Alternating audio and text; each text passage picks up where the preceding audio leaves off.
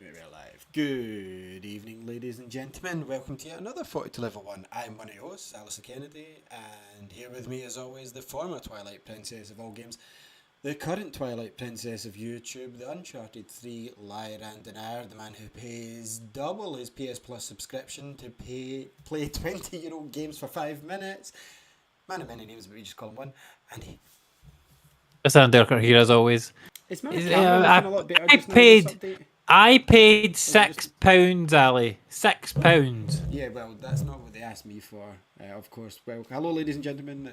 I don't know what's up with this microphone. Is my volume coming through okay? It just doesn't seem to be hitting there. Seems a bit quiet. Yeah, I have no idea why that's doing that. It was doing it the other time. Silly microphone. Silly microphone! I don't know why it's doing this. You must shout. I have no idea why it's doing this.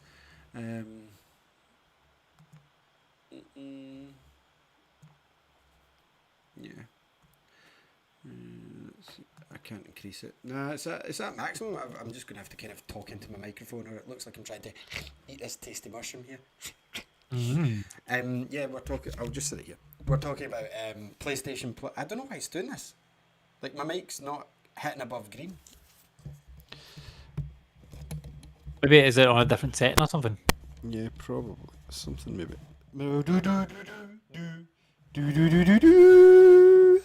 Yeah, that worked better, but that's better. Is that better now? Slightly better. No, it's not. Sure. I don't think this will affect it much. What is he doing? I don't think this will affect it much. I really don't know I don't know if it's in a different setting or it's been moved. Is this better? Slightly better? Maybe a bit better? That sounds maybe a wee bit better, yeah. Wee bit better. So I have no idea what was going on there with my microphone. Apologies. But yes, apologies that we've been away, busy. I'm job seeking, which is awesome. So if you're watching this and love the technical things put into this show, then give me a shout. Yes, I've just been busy looking for stuff. I have done some Xbox writing. Nice. Not as much as normal. And I'm still waiting for... who is it that makes Neverwinter? I think it's Ark. Yeah, it is Ark, because it's my Ark account. I can't get it signed up. I'm meant to be reviewing stuff on Neverwinter. Or no, I'm not reviewing anything. I'm writing an article, but can't get that figured out. No idea. The game won't tell me if my Ark account's connected, and the Ark account I found won't tell me if it's connected to my Xbox account. So I'm like, yeah, that's amazing. So I can't. I don't want to redeem the code because obviously it might not be tied to my account I'm using. So anyway, yes, we're back tonight. We've got PlayStation Plus to talk about. We've got Nintendo, the Nintendo brief, I'll call it. And yeah, there's a few other things in the news. But PlayStation Plus, Andy's been on this. They offered me, because I stacked mine. Like, they're kind of punishing people that have stacked it in a way, I would say, because I stacked to 2024, which is like 2 years from now, and they said, if you want, so if at any point I want to upgrade to Plus, I have to pay double what I've stacked, or I have to wait till my Essential runs out. So it's like, they want like an extra £100, or it was over £100 for me to upgrade, and I'm like, well, what if I don't like it? There's not even like a free trial or anything like this, so I've no idea if I like it. I have no option to even trial it for a week, which would have been a sensible option. Like, they didn't, like, Microsoft offered us different things, like £1, and if you'd stacked it, it was like a slight price increase, but like Sony have just kind of went, no, you either upgrade or you just stay where you are, and that's it. Which is fine to do it that way, but when you're not even giving me a 7-day trial, which shouldn't be too difficult to do, to see if it would be useful for me, it's just, no, pay the full over £100 right now, or yeah, you're stuck on Essential for 2 years. I think I'll just hold off though. It's not really for me anyway, because as I've discussed in the show, the PlayStation 5 games that I tend to not miss many PlayStation 5 games that I want to play, and I've owned or own all the ones that are there just now. And the PlayStation 1 games that I have, the weird thing is I bought Resident Evil on the PSP one, and it's not allowing me to play that one, but it will allow me to play Abe's Odyssey, which is fine, but I mean, I don't know Sure, why. you bought the director's cut version. Yeah, I was just thinking that as I said it. It might have been the original Resident Evil that I've got on Yeah. PSP, because they were all on sale. I'm sure they were on sale there. I could be wrong. They I've got would it. they would have been they were definitely on Vita, and they would have been on Yeah. sale at some point. Yeah, for sure. Yeah, so I do own that, but what they might have had to get around it is they've added the director's cut version instead of the original, and it was the original that I had on my Vita. Totally unplayable these days, anyway, so it's a moot point. We'll talk more about Resi later, but some of the games seem cool, but it doesn't seem as it didn't entice me from the look I had. But they're not really showing you much of it. They're just kind of like showing you in the dashboard, pay us money, and you can see what's what. And I'm like, can you not just give me a look so I can see what I'm buying? No. Sony's just like, if you want it, you'll buy it. So there is a full list. Like, so if you go into Eurogamer, I shouldn't have Eurogamer to. My point is, Oh, no, I should see if I'm on this. If I'm in your shop, Andy, and I'm like, can I see what you're selling, please? You'll be like, sure. What is it you're into buy, sir? Kind sir, good sir. All your salesman banter that you would do, or you would send one of the others to do it. And like, I would be able to see what I'm buying, correct? Yeah, most shops I could say, can I take a look at that? Yeah. Most shops, Yep. even Tesco's. Where can I have a look at your cereal aisle? Yeah, go and take a look at all the fresh cereals that we offer in this shop. Oh, cool! I can see them now. I know what I'm buying. Awesome. If I went into the phone shop I used to work in, can I have a look at your phone? Yeah, no bother. There's the phones. I've covered games with you. I know you do more than games, but like, if I were to see anything. If I want to see games in game as well, the other store in the town. Do you know what's funny? It's what it's kind of like, right? It's like Secret Club in for order, secret people. in order, like say if you've got an aisle, right? Like just let's take the cereal, right? You've got an aisle of cereal. You have to buy it before you and you have to pay a subscription to get access to that aisle. Yeah. There's a man standing at the front of the aisle going, you can't come in here until you pay the subscription unless you're a premium subscriber. You cannot come in here to look. Can I have a look, sir? I see what ones you've got. Yeah, you can see whatever ones you can see are the ones you can see. So and you're trying to like geek around them, and they're like, no, you can't see any more past that. no. And can I? Is there a free trial? Because I had my subscription to the old aisle. No samples, sir. No samples. No, not even to try. No. Okay then. Nope. I'll just wait because it's even like obviously. As I said, even when I was working, that's too expensive for me to justify on maybe I'll like it, because then you're stuck with it for 2 years. There's no backseas in this. It's like buy it or don't. Which it's fine if I thought that they potentially would have had things behind the secret curtain that I would have loved, but I think for me, because Andy's not a dabbler in emulation and ROMs, whereas I've been a frequenter for many years. Andy has dabbled, even though he lied to you and say he doesn't. Yeah.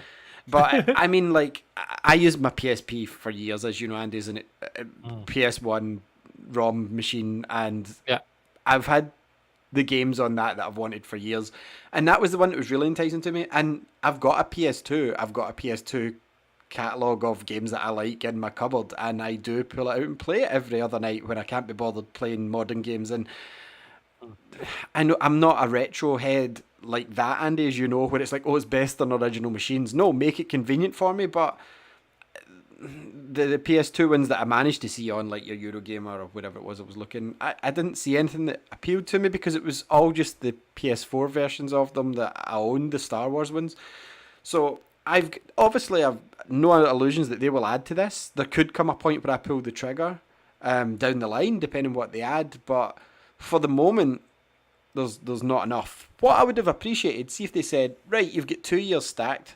How about we upgrade you to premium for a year? 1 year, yeah, 100%. I would have went, yeah, that's a fair change. Xbox did similar to me when I was on their thing. They said, first month's £1, that's your upgrade. You can try it for a month for £1. And then if you want to keep going, we can exchange what you've already paid into Game Pass Ultimate. And I'm like, yeah, just do that. Just fold it in. I'll lose it. So if PlayStation had said to me, and even though I'm sitting here telling you, Andy, I wouldn't pay for it. I wouldn't. But if they'd offered me, if it was free, if I could just move up, not free, but if they said, right, you're paid to 2024, but if we shorten that to 2023, the end of next year, you can have the which is to me is the same thing, really. Yep, so, 100%. I've already paid for those, and Sony's got their money at some point in the chain. So, do you know why they've done this? Because they want more money. Well, it's because they want more money. I mean, Sony's a very money-driven company, right? But the reason they've done that is because the people that are stacked like you, and Some there'll be people done people it in stacked advance for this. there'll be people stacked way beyond that, like till 2030 and shit like this. So those people, including yourself, I'm sure, all bought PS Plus in cheap sales at some point over the last few years. One of the years really was bought from Sony, and one of the cheap sales was bought from Amazon. And most people, maybe not you, but most people, they've made it cheaper for themselves by buying it through CD keys and shit like that. And Sony wants to Xbox. get you away from that. Sony wants to get you away from that. That makes even more my point. Check my account. I bought 1 year from you in the Black Friday sale, and then a week later, Amazon had a flash sale, Black Cyber Monday sale, and I was like, oh, I'll buy it from Amazon as well. And that's how I get my 2 years last year. And I'm like, that's brilliant to me. And now you're saying, but you didn't pay full price. So now you'll pay full price. Yeah, but I'm not. But anyway, what I'm saying is, I'm not asking for it free till 2024. Yeah. If they'd give me a 7-day trial so I could consider it, or if they'd said, right, here's the conversion rate, look, you'll get a year out of it. I'd have went, cool, just upgrade me just now, and then guess what? See, next year I'd have probably just kept it going. But see, at the moment, circumstances aside, like, I would honestly just be like, no, I'm not paying over £100. And like you said, see the people, if you had, because I could have easily got a third year, and I decided I'll just leave it because I don't use Plus as much as I use Xbox, because I'm not restarting PC. For me, like, the online subscription is for online. Like, Game Pass is a different service because it offers day one first party games and some third party games. PlayStation, we haven't heard much in third party. There may be some, but first parties are no. So to me, it's like backwards compatibility is like been about for ages. So see all these old games that I wanted bar Sony exclusives, I already bought them on my Xbox. That's the way I've seen this. So I don't have any love for Killzone. I don't have any need to buy the old version of Uncharted because it's available. Last of Us on PS, all these old games, like, I don't have the need to do it. Most of the PlayStation 2 titles, again, I've already either bought them because of the PS4 thing they did, or I've got them on my Game Pass sitting, so I wouldn't double down on a game. And I don't know. I'm not saying it couldn't be worth it for me in the future, but I wish I had been given more options. At least a 7-day. Give me a day. Give me 24-hour trial. Do you know what I mean? I don't think they should give a 24-hour trial. I think they should give a week trial or a month trial or something, 2-week trial or something, or let you convert the subscription. Like, that seems crazy to me that they're like, give us £100 for a service that you don't really know if you're gonna like or not, and you're locked into it for 2 years. Like, and you're locked into PS Plus for 2 years, but that's because, and you're not locked into it for the PS Plus games. You're locked into it so that you can play your multiplayer and you've got your cloud saves and all that sort of shit. Like, the games you don't play them half the time. Although next month there's a good one. Crash Bandicoot 4 is coming supposedly to the service. Here's what's going to happen. Good. It's a good game, but here's what's going to happen with that. I'm going to put it on and go, oh, it's fucking hard. And then another night. But you will play that one. I will try that one. Yeah, that's the first game, to be honest, out of not Game Pass because it doesn't count. It's a different service. But like between Gold and Plus, it's the first one in a while that I'm like, oh, cool. I'm actually going to download that the day it comes to play. Yeah. But yeah, like for you that sucks. And like, if I was in the same position, I probably wouldn't have done the upgrade either. Because that's a massive amount to outlay for potential future content, and there are 800 games in this service right now, right? Yeah, but I don't know what they're going to add to it. Like, no, you've no idea what they're going to add in the future. Apart from Stray, they're adding Stray. Remember that cat game? Yeah, I do. But if they could give me a 2-year, here's our timeline, here's what we're doing. It might be worth it, realistically, because it's about the price of 2 full-price £60 games. It's about 120. So if Xbox come out now and said, we want £100 off you, here's what you're getting in the next 2 years. You're getting all these Bethesda games and like Day One, Elder Scrolls and all that sort of shit. That's what they've done. Day One. Yeah, exactly. We knew what Xbox were going to provide. They made it clear. They're like, see all our first-party games, Day One, son. No need to buy them. Yeah. And here's some of other third-party guys working with us. Yeah. So you know what you're getting. You're like, cool, I don't mind putting my money down for that because I would have bought Halo anyway, and I would have bought Gears, I would have bought Skyrim or Elder Scrolls 6. So yeah, all that combined is more than £100. or £117. So yeah, I don't mind paying that, and it gets me covered for all that for the next 2 years. Awesome, cool. PlayStation, you don't know the value of what the subscription is until you've tried it. Really, the value to you. Oh yeah, to me, sorry, yeah, to me because they've made it clear that like say like Last of Us 3, I know it's not even announced yet, but say Last of Us 3, it's not going to be day one.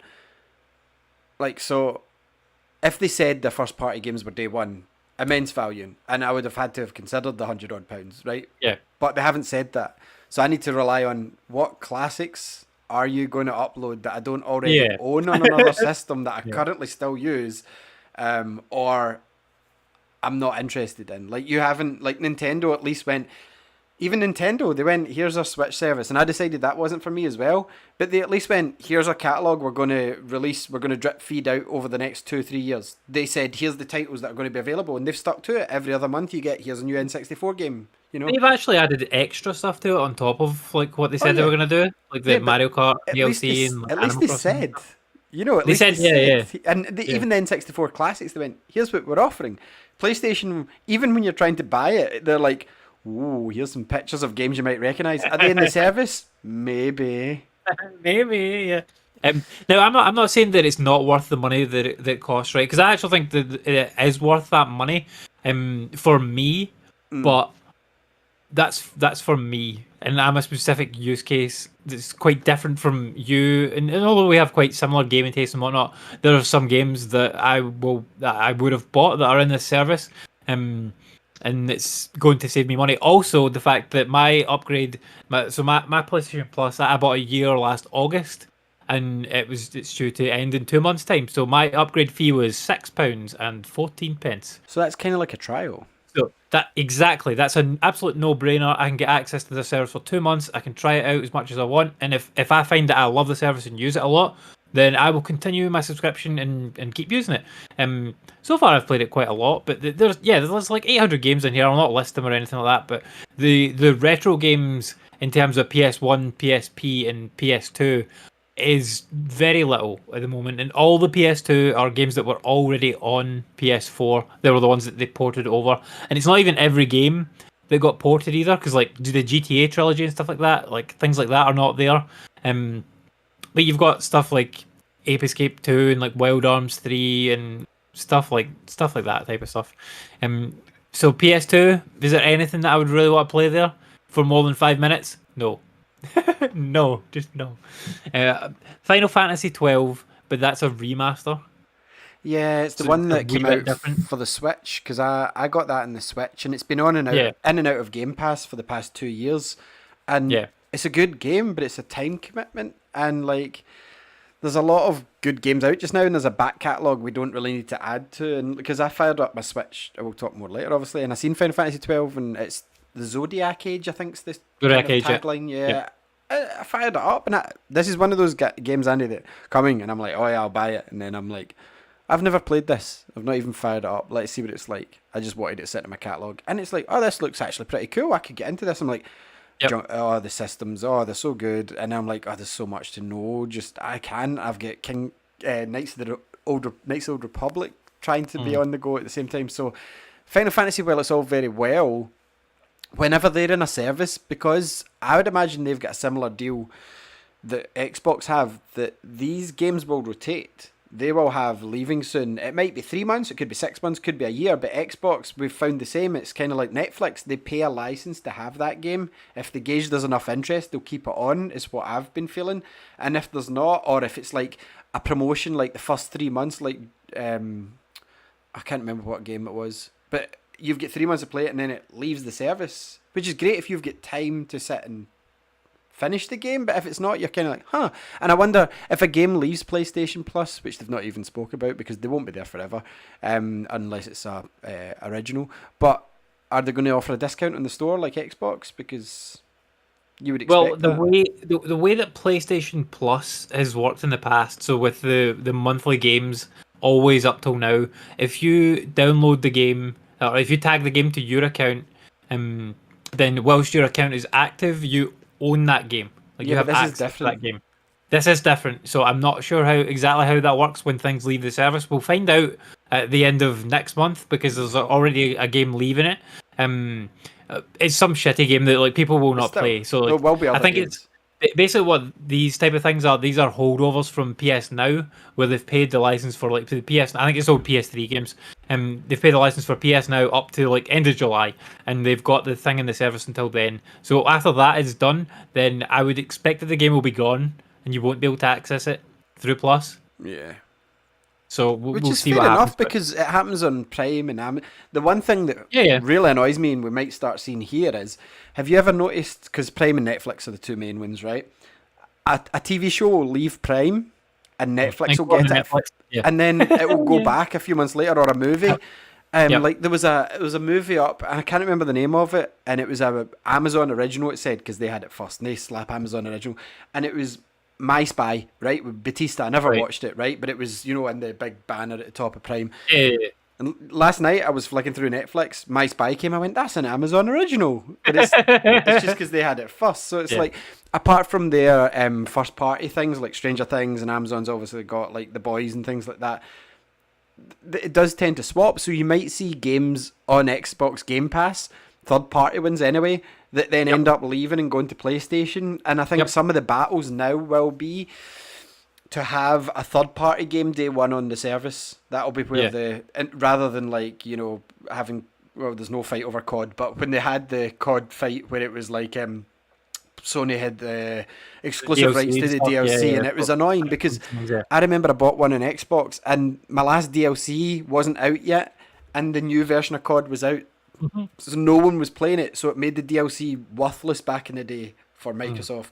But yeah, I've got a feeling for some titles, unless they were only on PlayStation, we will see a sort of, oh, that's that on PlayStation now. I think that's the way it's going, because a lot of streaming services work this way. Because I know it's not all streaming, but like that's the way these things work. Like you pay your license fee, like you were saying, and then if it's not getting, you'll be able to see the figures. If it's still being played, you know that people are still actively on it. You're going to renew it, but if it's below a certain threshold, you're going to go leave it to the wild or give it to Sony. Give it to Xbox. Yeah. But I want to talk about like some of the stuff that's on here that I kind of played and had a walk around with, because I had a good time just going and looking through all the different stuff that was there, and deciding what I would download, and then I had the fight with the fucking hard drive because it's so small. I need a hard drive. The PlayStation 5 hard drive. Yeah, I've not had those issues for a while. It feels much better, by the way. I haven't upgraded my hard drive yet. I definitely need to if I'm keeping this service, because there's so much stuff where I'm like, oh, that's cool, I'll just download it, and then I'm like, oh, right, but I need to delete something else, and then I go and look through the list of like the stuff that's there, and I'm like, but I want to play that. And like, I just downloaded that. I don't want to delete it yet. I've not even tried it yet. See, like, you're in my world now, because like obviously I'm a big digital gamer, mostly digital gamer, and I would say 95% digital. And like sometimes I'll be sitting at night and it's just I don't have time to get into that game, or I've just wrapped up a level, I've had enough of the game for the night. Oh, I'm really in the mood to play this, and you select it's like downloading. Oh, I cannot be bothered. I wish I'd just get this in the disc. So like. Well, I mean, even with downloading it though, like you still have to install it. It still takes up all the space.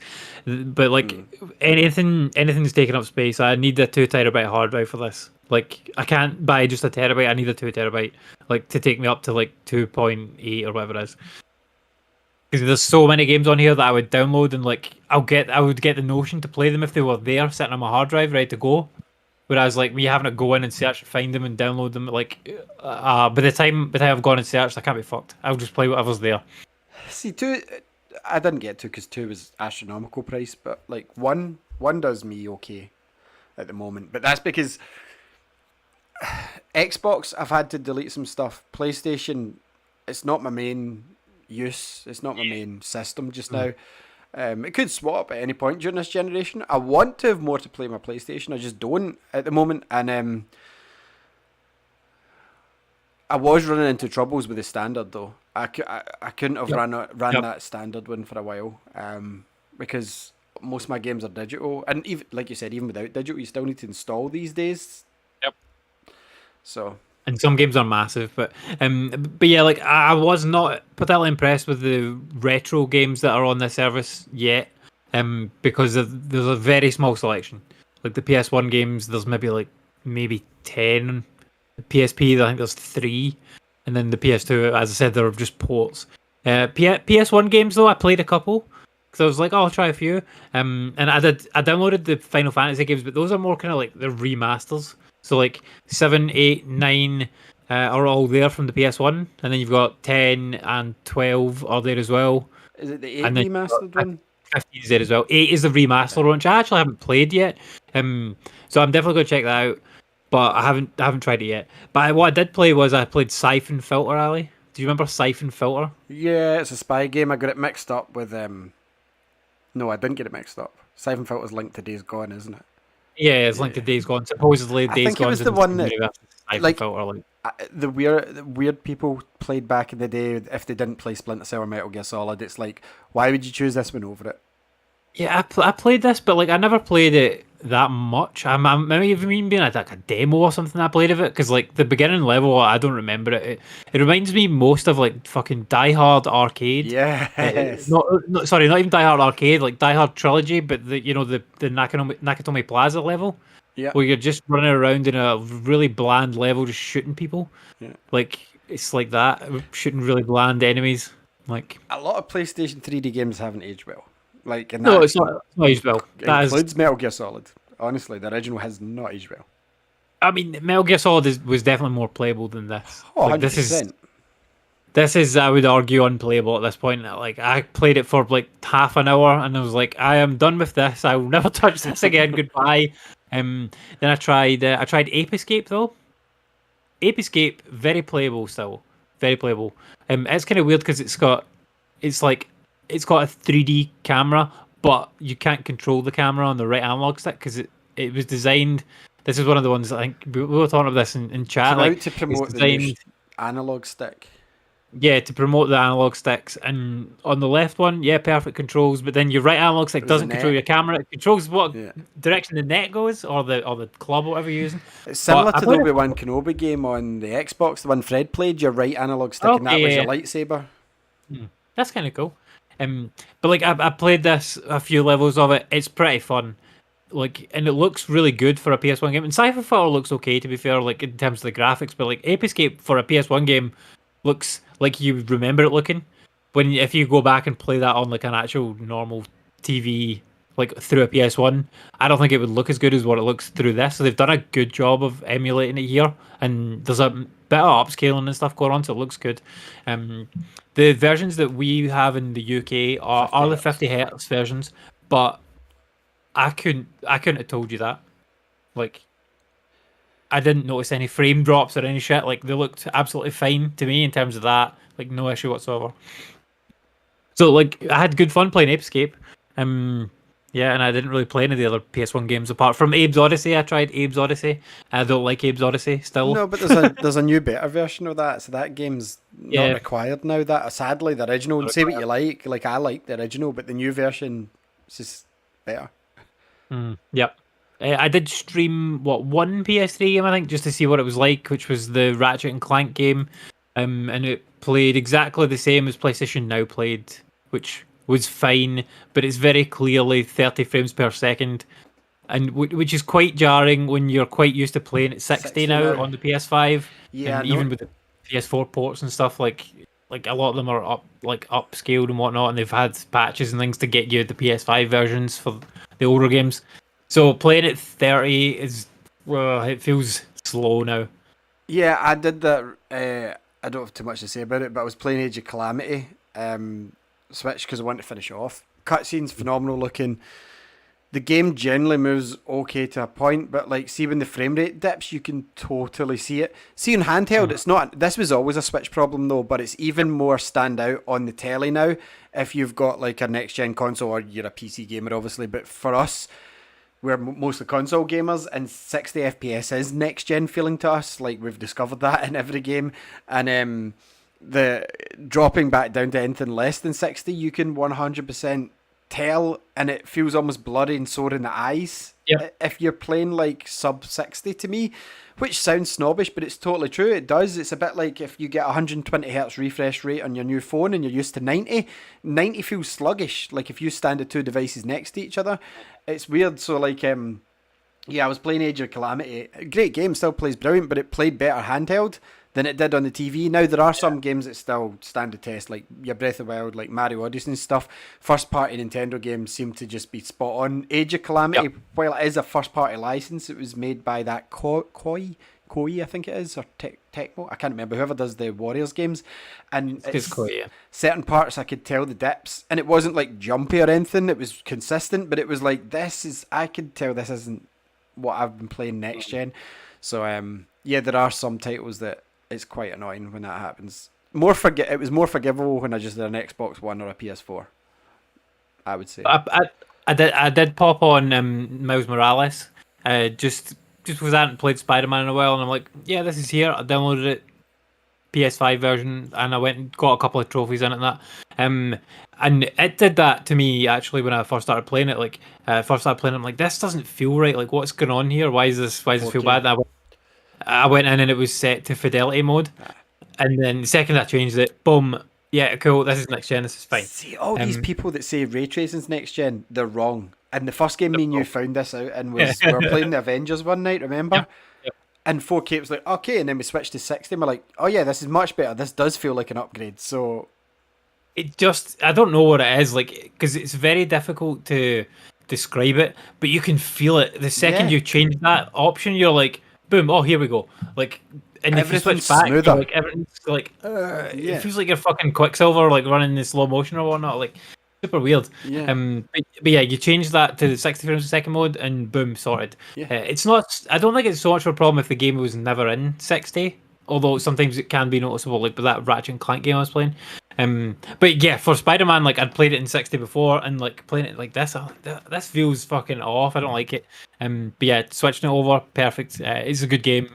I don't know if I'll bother going through and doing all the trophies because I already deleted it because I didn't have much space, and obviously I completed that game already, so there's no real need for me to play through that game again. But like, I might dabble in it here or there. It's good to have because it's a good game.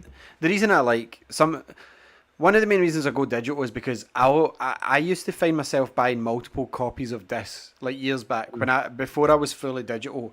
I would have finished Assassin's Creed 2, took it back, traded it, whatever, right? And then I'd be sitting at the weekend or my days off going, I really want to play Assassin's Creed 2 for no reason, but I want to play Assassin's Creed 2 for a bit. And I would go back to the shop and I'd buy another copy.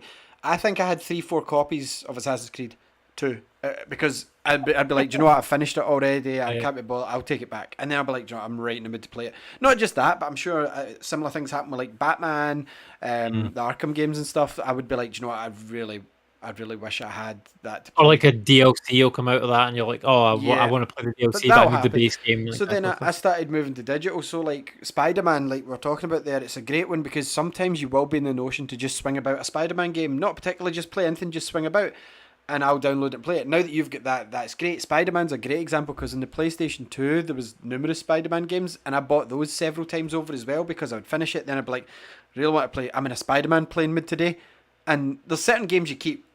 Mostly on Nintendo though, like you buy Mario Kart day one, you don't sell Mario Kart even if you never play it. Zelda depends, like I keep Zelda. Mario generally you keep them, but Nintendo's got more games like that, like the party games and stuff, you will just keep them. Whereas the other consoles, it used to just be trade them, sell them, you know, whatever.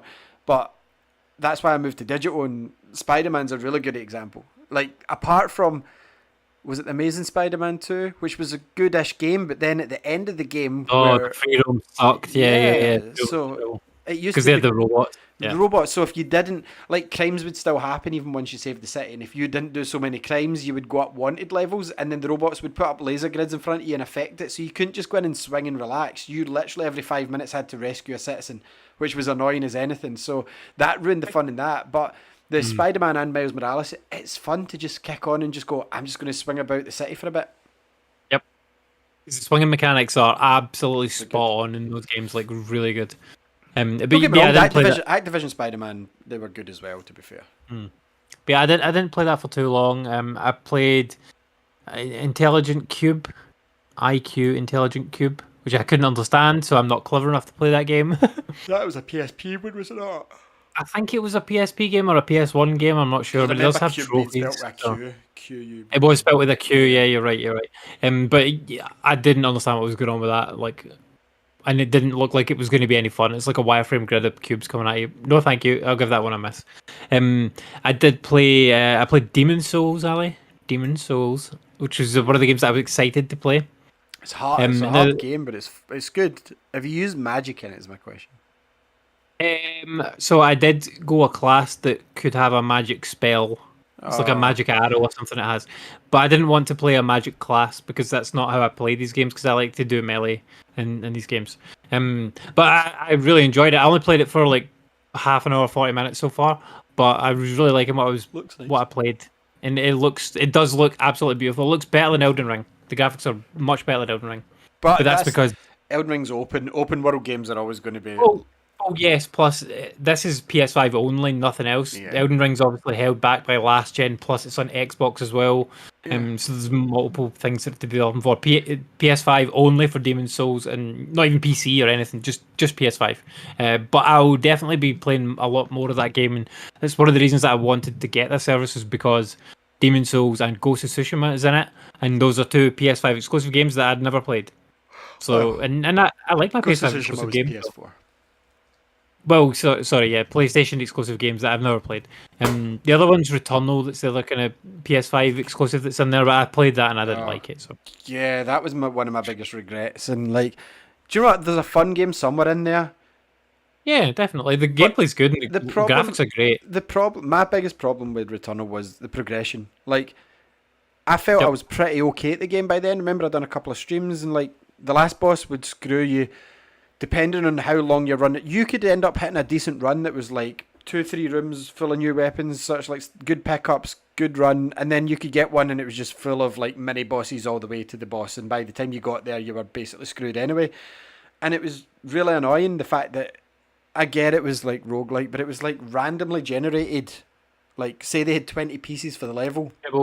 Hate that type of level design. And it's like, I can't learn anything here, because yes, it's the same piece, but it's like, how far away is the boss? Do I use this here or do I save it? You know, it was just really annoying. Do you know what? I wouldn't have minded it so much if they had like level up mechanics in it. So like when shit you were picking up, or experience or something like that. I mean, there is one or two things that you pick up that are like, this is a permanent upgrade and it stays with you. It was bitty. It wasn't like Metroid. You've got a new gun to the end of the game. Yeah, exactly. Yeah, and like even if they'd done like an experience system where like when you were going through your run, you picked up coins or whatever, you could buy upgrades or like boosts for your next run or that sort of shit. Like, but they just didn't have that, and like it's just bang your head on a brick wall over and over and over again, which is different from like the Demon's Souls and Dark Souls and Bloodborne and stuff, because you can mistakes, level up. You can learn from mistakes. You go away, grind for a bit, you come back to things, like go away to other places. It's not like you could say in Returnal, I really need to practice that part of the level with the mini boss, because it might not appear for another 5-6 runs. And yeah.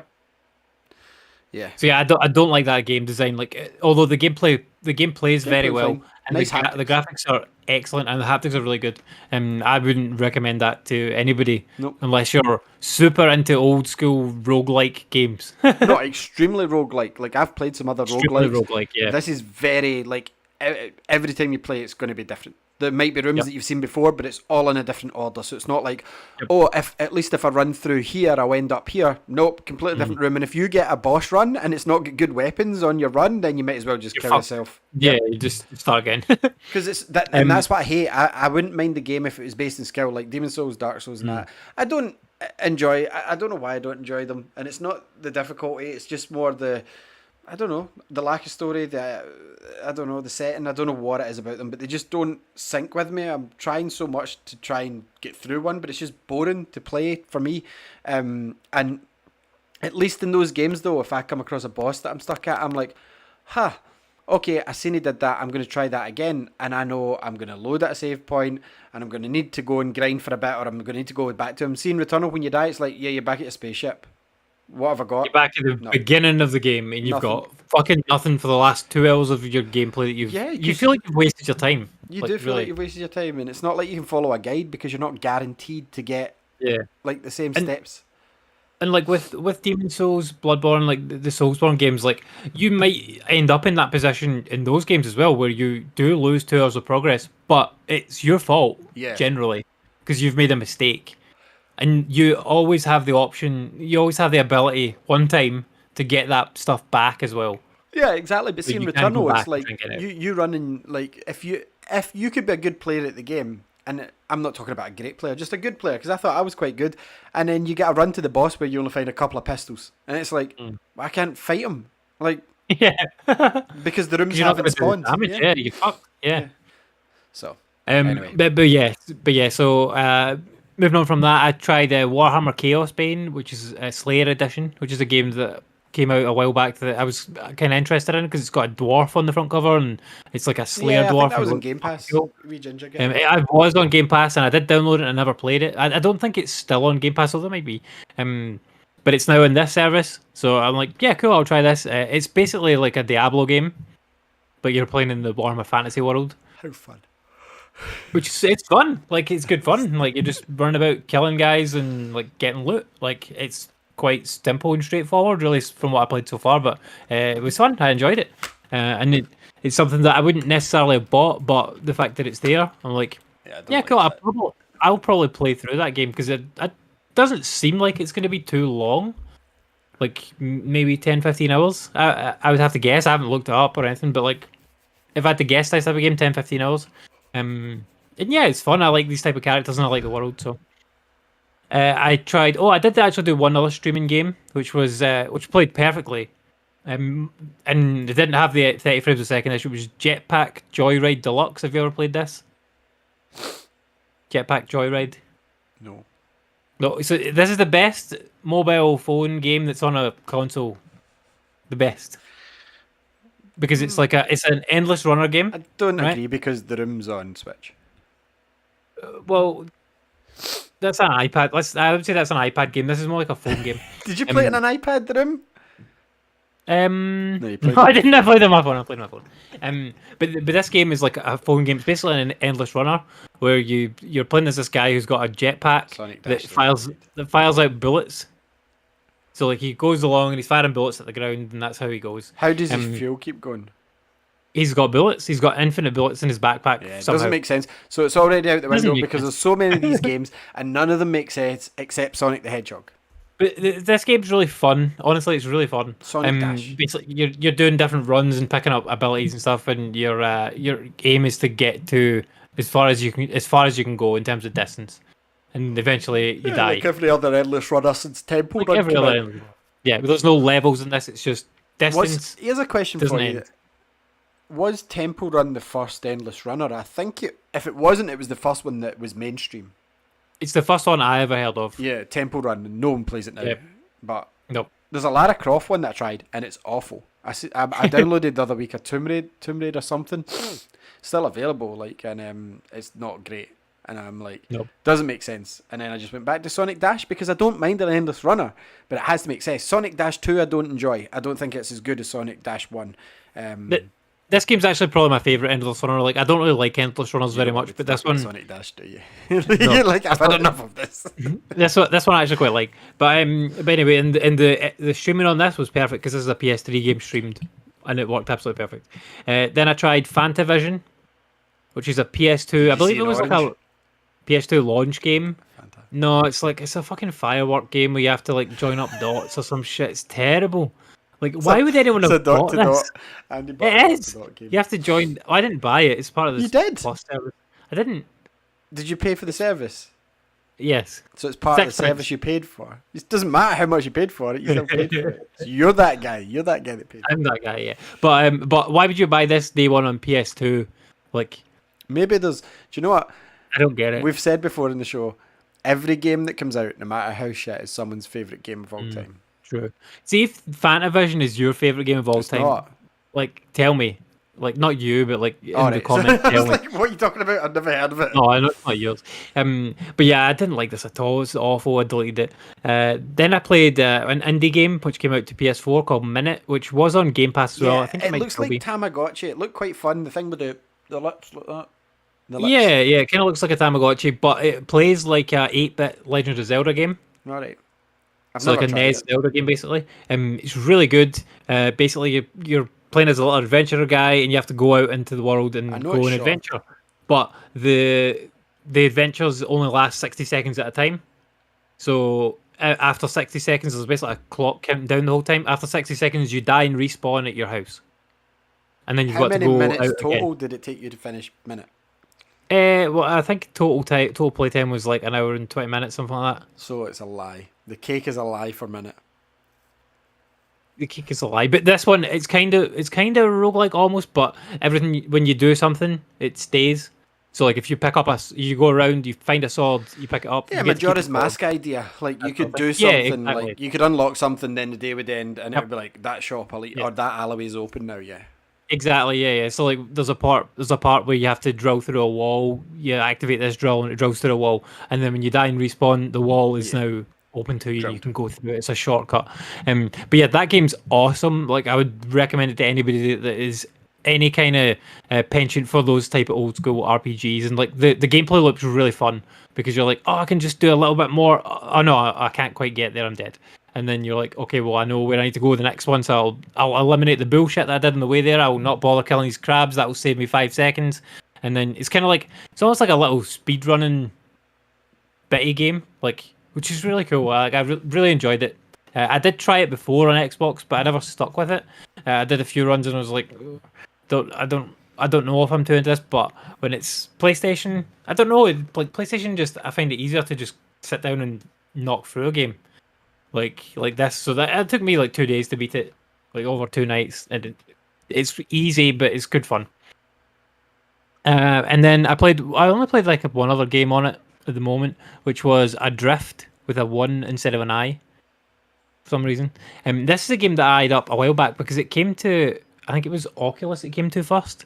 And I'm like, this game would be fucking amazing in VR because you're like a guy you're a person on a space station. I don't know if you're a guy or girl, but you're a person on a space station, and the space station blows up, and then you're adrift. So like in VR, like that sounds cool as fuck. You're like looking around, you can see space, you can see the Earth, and like you're having to navigate around the space station and use your thrusters and things. That sounds fucking amazing. That's exactly what I want to play in VR. But on PlayStation, there is no VR component. What?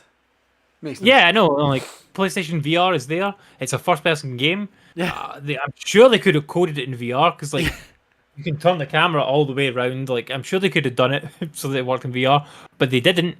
And yeah, so you're just playing this first-person. Do you know what's game, funny is like not in VR. most VR games are designed for VR. Obviously, you get the exceptions of Skyrim that was made to work in VR and such, like and Yep. Resi 7 and stuff. But there's only one game that was a VR game that I've played that worked absolutely fine, and it was that Trover. Trover's. Oh, from the Rick and Trover Morty the game. universe. Yeah. That was a game that was very cleverly done because you kind of knew it was VR, but they almost on the non VR version they basically took that into the plot account almost. They kind of talked about it being a previous VR game, so that's why we have to do this and stuff. So Okay. they added it to the human, but it played so well for being like there was at no point where I went, oh yeah, I can see why this is a VR game. It played fine. So it's weird though that a game that is a VR game and they've decided, yeah, we're going to give you a non VR version on a console that's got VR. I would have loved to have played this in VR. As it is, like I played it for like half an hour. It looks really nice, and the controls seem fine. It seems a little bit slow, like when you're moving about, but it kind of makes sense because you're floating about in space and no atmosphere because you're on this exploded space station. So I kind of get that. That makes sense. The only thing that I don't like about it so far though is the vibration. You don't seem to be able to turn it off, and you're having to use your thrusters a lot to move around. And every time you use your thrusters, it's vibrating. Which Well, you and can it's turn it not, off on the DualSense menu. You can just you turn it can I can turn it off at a system level, but then I need to go and turn it back on for any other games that I'm playing. Yeah. It's just not well implemented vibration in this particular game. And now it's not a PS5 version, so there's no haptics and Do you anything mean like that. is it Switch style vibration like that HD rumble Exactly. annoyance? Annoying, yeah, just annoying rumble for no reason. Like Yeah. if I had no rumble, I would be completely fine with it. Like. Yeah. And it seems like it's going to be a cool game and I'm going to enjoy it. But I think when I'm playing it, I'm going to need to put the rumble off because it's irritating. Yeah, so that's what I've played off the server so far. I will be playing more, obviously, and I'm definitely going to play more Demon's Souls. And I'm going to check out Ghost of Tsushima this week as well. Yeah, it's a good game. You'll like that one. I think it's like. Remember we were talking the other night about when Assassin's Creed changed and they should have stuck with it. This is basically what would have happened if they stuck with it, I reckon. Yeah. It feels more, instead of like leaning into like the RPG-ness of it, like to cover up all their world dots that appear. Oh, it's an RPG now, so that's what happens in RPGs.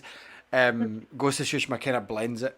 Like, you know, you've got some markers on the map, but it's not like an overwhelming amount, even though there is. Yeah. If you look for it, it's kind of more natural occurring events, which I like. So you'll like that one. I'm looking forward to playing it because it's like the director's cut version as well, which is like the PS5 version with that the they brought out. DLC, with the island. I've not quite finished and Well, got to it yet. But... Yeah, the DLC was already on PlayStation Plus at some point, but this one is got the enhanced graphics and all that sort of shit. Yeah. So I'm looking forward to seeing what it looks like because I seen it on PS4 and it looked fucking incredible. Yeah, like I couldn't believe it's a PS4 game. So like I can't wait to see what it looks like the PS5 version. I would say a lot like PlayStation 3 only ever really had Last of Us as a showcase. Seeing PlayStation 4, Last of Us 2, no matter what. Yeah, tons of games, yeah. But also Ghost of Tsushima. But then I would add in Uncharted 4 as well. Like Uncharted 4 looked incredible. Yeah, Uncharted 4 is good looking, yeah. But yeah, so far I've spent £6, and that's me sorted till August, and I think I've had my money's worth already, to be honest. Like I think for me, Minute was worth £6. Like I had a great time playing Minute, thought it was brilliant. And then the other game's cool. So like anything from now is like it's a freebie for me up until the end of August. Nice. And then it's at that point that I'll need to decide, do I want to keep this service going?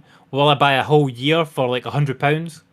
Because that's a steep ask. What it needs to do in the next 2 months is impress me enough to make me want to go, yes, I want to have this service. They want you to be like Game Pass when me and you turned around and went, it's a no-brainer. They want people to be talking about this like, see, Game Pass, we were like, we don't understand why people wouldn't have it. Like, it's a no-brainer. Yeah. Like, why would you buy a game on the Xbox? Basically, again, just buy Game Pass. It's cheaper and you get multiple games to play with your friends and stuff. PlayStation Plus needs that buzz behind it. They need people to go, oh my God, did you see the games lined up for month 2? I don't think that's going to happen, though. I mean, it might, but we'll see. I'm likely to stay subscribed to it in some way, shape, or form. But I don't know that I will drop £100 and buy in a year pass. Yeah. Like, I would be more tempted to buy like a 3-month pass or something like that for whatever price that is, 25 or 30 quid or something. That seems like, yeah, okay, I'll commit to 3 more months if I've enjoyed my 2 months. I'll commit to 3 more months and then see where it's at after that. But like a year is a steep investment, I think. Very steep investment. As is 2.5 years that they were asking me as for. As is 2.5 years upgrade, yeah, definitely. Like. Yeah. So anyway, I didn't play PlayStation Plus, but I did play a few games. As I mentioned earlier, like Age of Calamity. The game's a lot bigger than I thought, Andy, because obviously this is a prequel to Breath of the Wild.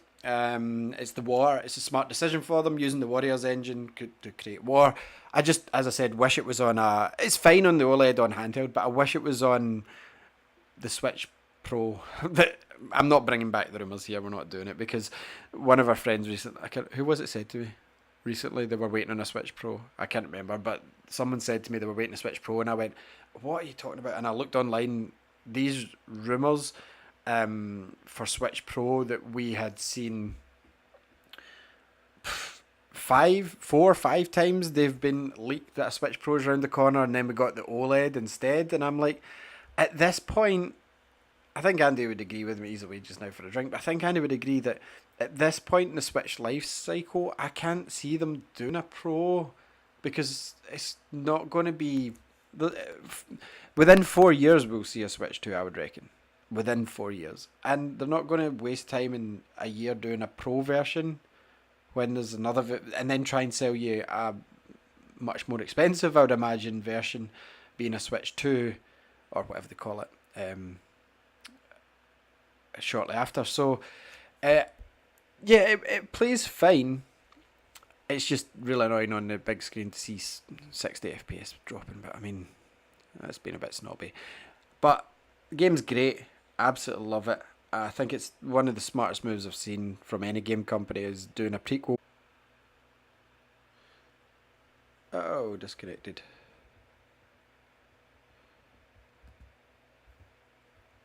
I need to check that we're online. We are... I must have... disconnected. Oh no, we're back connected.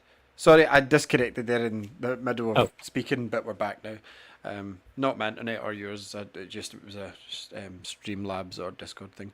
But no, I was just saying that the game's good. I just thought that I was closer to the games to beat them, but I'll sometimes look up, because you know, if you look up guide, it's not going to spoil story for you, but it's going to give you a list of the levels. and I'll read down till I find the level I'm on, and then judge. Oh, okay, I've got quite a while to go, and then I'll go back to playing it. But I didn't do that for this. I did it for the game I'm going to speak about in a minute, but I want to speak about that because I know you've played some of another title in this series as well. But like, Age of Calamity is great.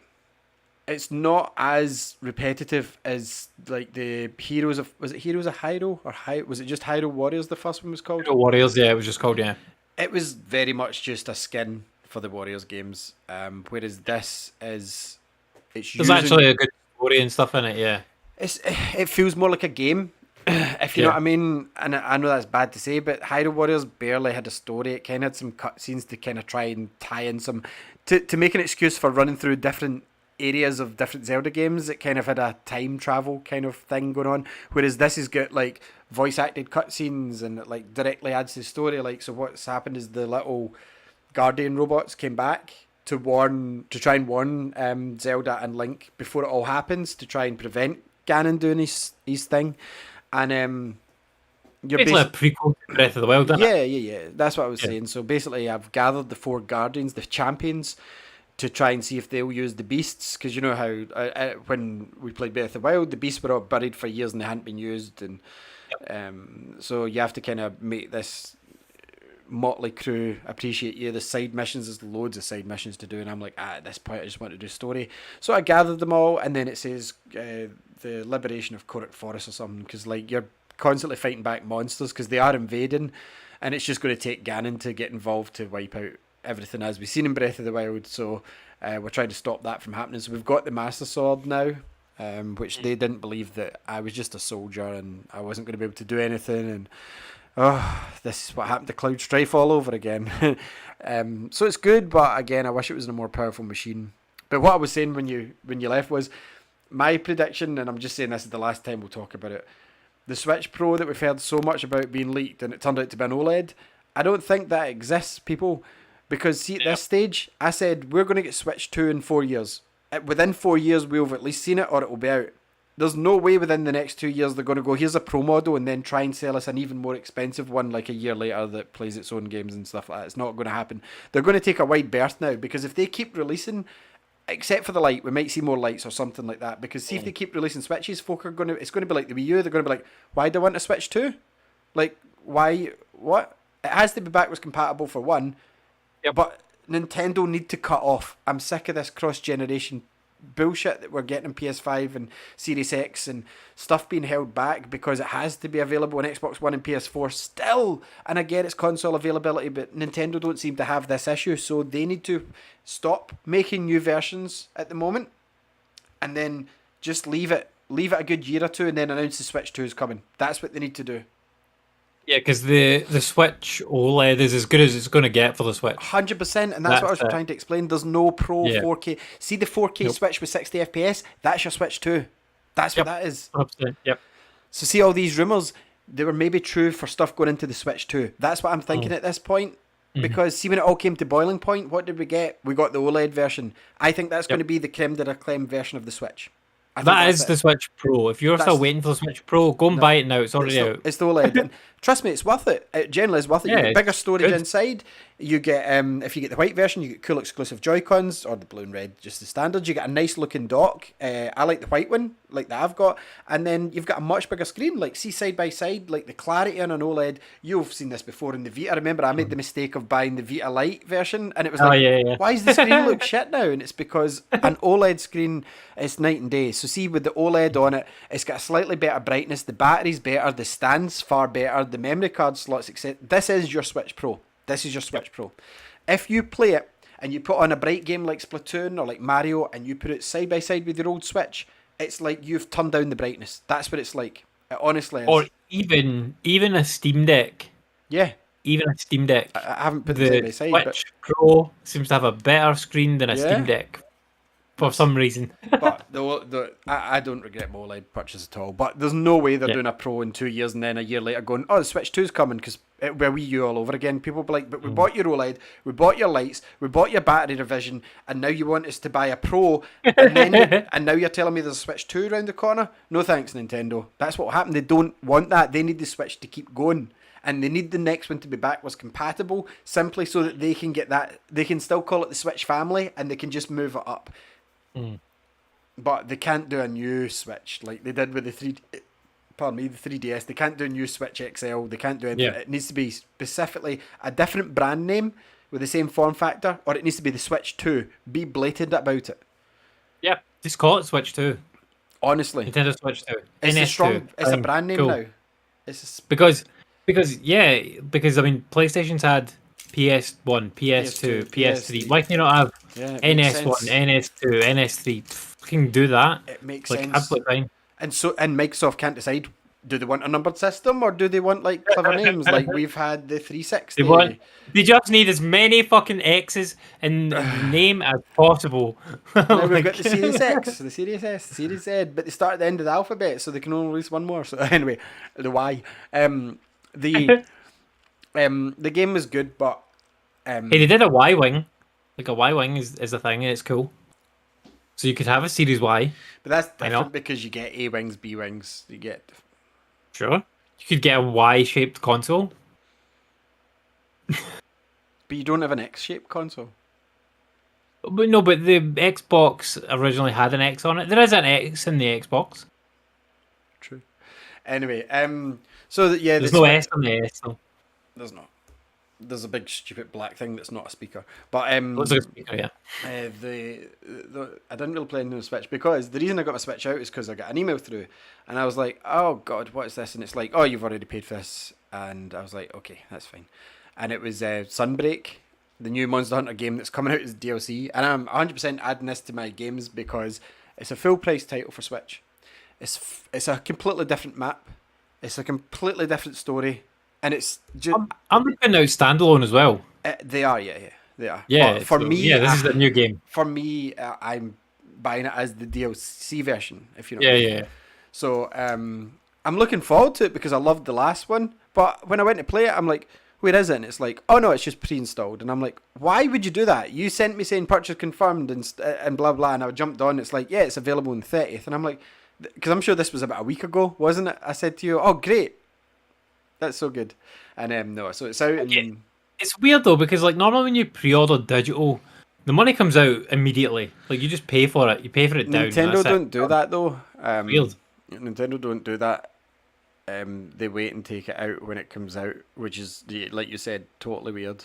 But I'd already paid for this one, and I don't know how because the money never came out of my account. So unless it's going to come out in 2 days, I'm going to be like, oh, but. Okay. So you probably have already paid for it as well then. Oh no! Did you do the thing where it was like you could buy the 2 games with the voucher thing? No. And it was like discounted. No. I don't know. Because it was like 2 games for £80 or something like that. No, you did do this because you had a voucher or something. Oh, and you got a voucher from work. That. Yeah, I think it's that. Possibly, but anyway, I've got that coming out anyway, and I'm looking forward to it because the first one was great. I haven't looked into it because this is one of those games where I was like, I don't need to see all your events on it, Nintendo. Like Smash Brothers, I didn't watch any of those Smash events. I'm like, I just want to play it. Like, let me see what the levels are like. Let me find out the new features when I turn the game on. You did a great job. I never played much of Monster Hunter World. I never played the old ones. Everyone went on about Monster Hunter World. I was always told to play it. I've tried it. It's great. But I prefer the small-scale nature of the one on the Switch, where it's like, okay, cool, my village is manageable. When I played the one on the Xbox, it's like, okay, 3 stores up, and that's where your mission is. I'm like, why can't I just go to the mission board like in the Switch? That's much easier than having to go up a treehouse slow-ass lift. But yeah, anyway, this one should be good. I think it's PC as well, this one. As far as I know, think it is. Because I don't know if Monster Hunter Rise... Did it come to PC as well, eventually? I may have done, yeah, sure. Because it was Switch exclusive anyway. We'll say yes, but it's console exclusive. I think it's really weird. Nintendo must have paid quite a bit, right? And the reason I'm saying that is because Monster Hunter sells a lot, Andy. Especially, like, Monster Hunter World sold a lot. So, for Nintendo to be able to swoop in and buy the next game after, because this is a main series game, this isn't like one of your PSP spin-offs, like Monster Hunter Portable. This is the next game. This is a follow-on from World. Not that it's a continuing story, but this is the next main title. And I'm very surprised that they've managed to get it after the success. You would have thought that Capcom would have went, no, we want it everywhere. But hey. Maybe it was a pre-existing deal before Worlds did well. Yeah, maybe they said, okay, I would guess. Yeah. want your next one. It is out on PC. Came out in January this year. Oh, well, Rise. There you go. Yeah. Because when did it come out? Was it 2019? March 2021. No. For was that when it came out on Switch? Was it just last year? Monster Hunter Rise, came out last year in March. Feels yeah, like it was only a year ago. Yeah. But anyway, so I played a bit. I didn't play any Monster Hunter. I did get Sonic Origins since we last spoke. Yep. I don't have the problems that other people are having, and I fuck about. I don't fuck about like Andy does in games. If you listen to this show, but he fucks about a lot. He'd have probably broke the game because he finds all the bugs that everyone's moaning about. But I do fuck about in Sonic a lot. I try different tricks. I try different routes. I've tried to glitch the game since the Master System, and I hit a glitch that put me through the wall. And I can do one glitch in the... there is a glitch in Sonic 1, and it still worked fine, right? So I am trying to do things like that. I haven't came across any bugs. I love the way it's set up. I'm not over it. It's not... Is it the best collection of Sonic 1, 2, and 3? Yes. It's easy to say that. Better than Sonic Jam. No. Because of the music. Yes. Yeah. Because it has original music on it. But is it the best looking version, the best playing version? Yes, because they've made it 60 FPS. They've smoothed out things a bit. They've added a mission mode. They're using Taxman and Stealth's ports of 1, 2, and 3, although there was some controversy because Stealth came out and said they put a pre-final submission version on the disc. They said that wasn't their final version. They said the timelines, deadlines, there was a lack of communication with Sega and them. And I think this is why Taxman fell out with them, because he never came back for this, but Stealth did. And he said, I'll help you finish it. And then they submitted a version that wasn't their final release version, and that's the game they put on the disc. So they were really annoyed with it. I don't know what was the big deal with that. I've not finished all the games. I've played a chunk of most of them. Sonic CD is still shit. Marble... See all these people that say Sonic CD is an underappreciated masterpiece. Fuck off. Honestly, that game sucks. And sorry for swearing, but that game is the worst Sonic 2D game. And I don't count Sonic 4 because that was 2.5D and it's a different story. Sonic CD isn't fun and they're like, it's meant to be explored. Why the fuck do I want to explore in a Sonic game? I want to run as fast as I can. I want to make last second jumps. Like, it's not meant to be Mario, right? It's not. It just simply isn't. So while those guys in Japan were fucking about with Sonic CD, thank God Sega of America made Sonic 2, because that game is just, in comparison to Sonic 1, Sonic 2 is a masterpiece. It really is. Sonic 1 as well slows things so fucking bad after the first level. Like, it's like they blew their load on the first level and then every other level is mediocre compared to Greenhouse. First level is like unbelievable in Sonic 1. Like, it's fan-fucking-tastic. And then Marble Zone hits you in the fucking face. Yeah, Sonic 1, Greenhouse Zone Act 1 is like one of the best levels in video games. Yeah, I agree. I 100% agree. But apparently he spent like nearly close to 2-3 years designing that Yuji Naka in the first place, and the rest of the levels came together in the final few months. Like, but Marble Zone, he pushes blocks so slowly. Like, there's things. That's right. Yeah. And it's like, this isn't fun. You've just showed me speed. I like some of the stuff. Yeah, I did like some of the stuff that was in that, but like there was so much stuff that was like, it felt like bullshit stuff where you'd slip off the edge of a platform and you fall in lava and like all that sort of shit. And like, here's my problem with this collection though, apart from the music that we'll get to. And like, generally see things like music. You know me, I'm not a music file. I'm not a big audiophile, but like, this is one of, if not my favorite game of all time, quote unquote. Depending what day you ask me. So there is a big deal, and it if it wasn't these two fucking levels, it wouldn't have been a big deal, but it had to be these two levels, right? But anyway, the problem with this collection, to answer your question about Sonic Jam had the Master System games unlockable. It had like Sonic 1 Master System, which is the best version of Sonic 1 you can play. Yeah. Fact. And guess what? Findable Chaos Emeralds. Like, so cool. And the levels. Was what the exploring was like. Yeah, that's what the exploring was for. Finding the Chaos Emeralds. Not going back to the fucking past. Like, honestly, it's past, future. I don't want to do it. See, the minute that happens, I'm like, I just want to finish the stage. I don't want to go back to the start of the level and play it with a brown landscape instead of a green one. Yeah. So, anyway, Sonic CD, I don't like it. But anyway, Sonic 2 plays absolutely brilliant. I really like the way that game played. They've got a cool feature in this where, because there's no point in going playing back the classic versions because it's not technically the original versions. It's still a port because you still get drop dash in some of the games. So all it does is puts borders on and it gives you lives instead of coins. Now I don't care. Basically, what happens is if you die, the same thing happens in see, instead of seeing a game over screen or the you know, you don't see a game over screen. You just die and the same thing happens. So it doesn't really matter. You can get coins, and what the coins do is they allow you to, like, if, and this is a godsend, Andy, you know how fucking annoying these special stages can be in all Sonic games? Mm-hmm. Like, fidgety, you've got the turning stage in Sonic 1, you've got the half pipe, and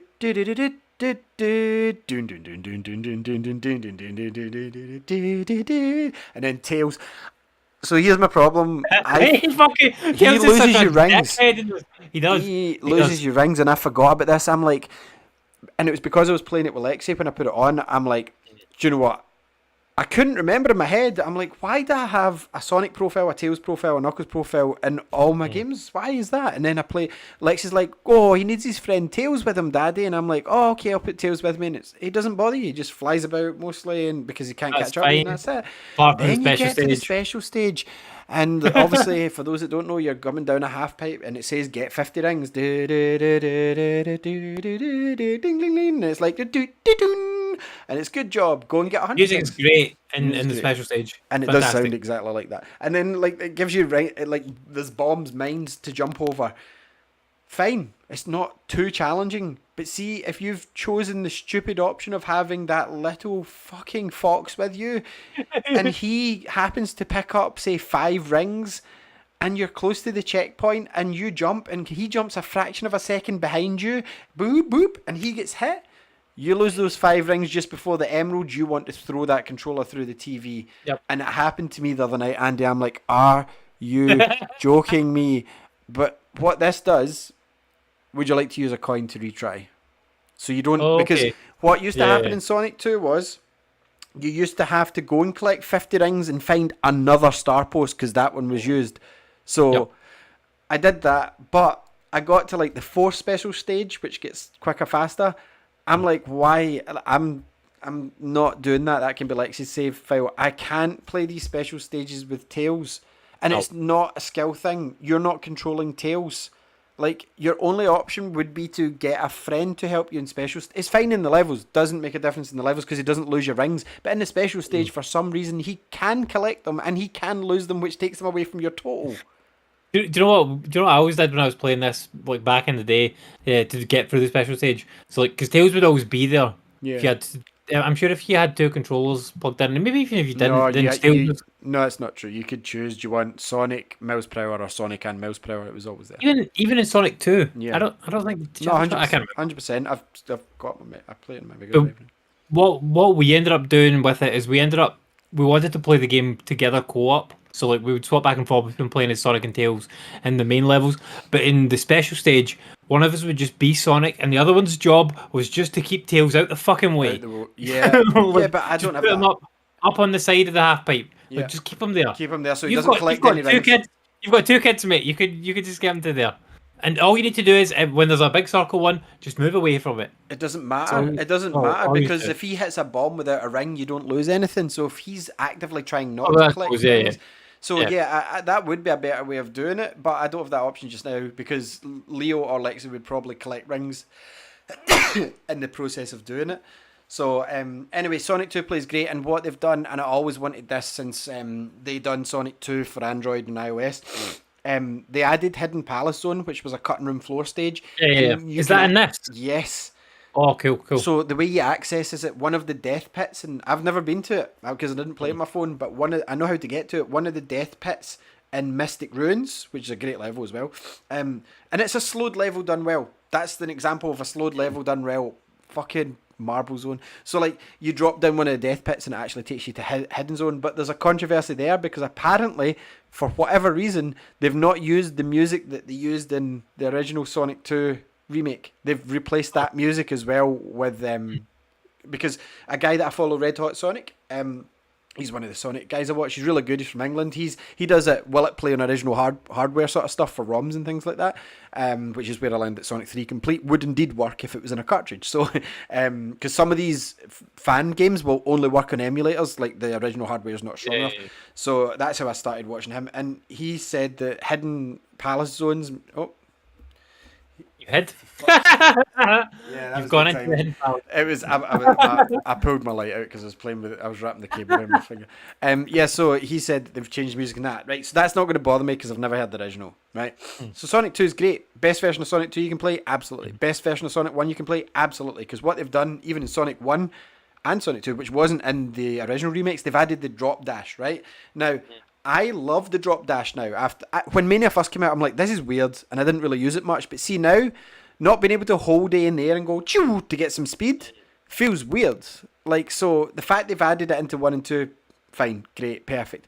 I think it's even in CD as well, even though it looks weird. In Sonic 1, then, can you do, like, spin dash? Yeah, you can still spin dash, because you have to hold down an A to drop dash. Yeah. While you've jumped, you hold A again, and he goes... Yeah. So... Because Sonic 1 originally didn't have spin dash. Didn't have spin dash. Yeah. And none of these had drop dash. Sonic 1 with spin dash still feels weird to me. Still feels really weird. Yeah. It just does, but it's there. And anyway, so Sonic CD, if you like it, yeah, it's the best version you can play. Sonic 2, best version you can play, give or take Hidden Palace Zone, which is not going to affect me. And Sonic 1, yeah. The special stage in Sonic 1 are so smooth that I found it difficult to play without the sort of graphical hiccups that I'm used to. Sonic 3 plays fine. They've added some new animations as well, like Knuckles.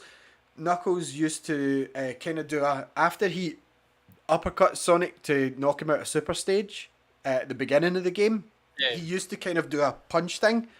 Yeah. Now he actually does a kind of bob and weave with his gloves. It's kind of cool. It's like a boxer. And then he does the thing that he says he never does. He never chuckles in his rap. He said that. He like sniggers at Sonic and does his usual dastardly stuff. Runs really smooth. Special stages, again, phenomenal. But again, difficult because they're so smooth that I'm used to the game kind of slightly... Hello, bite-sized glitches, whoever that is. Is that Bethany? With a different name? No. Remember the night we caught Bethany listening in, and I was like, Andy, I think Bethany's listening. You're like, no, she's not. And you went, let me go and check. And she was. So Sonic 3 special stages are so smooth. It was kind of jarring. My biggest issue, and people might be saying, why is he griping? I love two of my favourite stages in that are Ice Cap and Carnival Nights. Like, I can hear the songs in my head.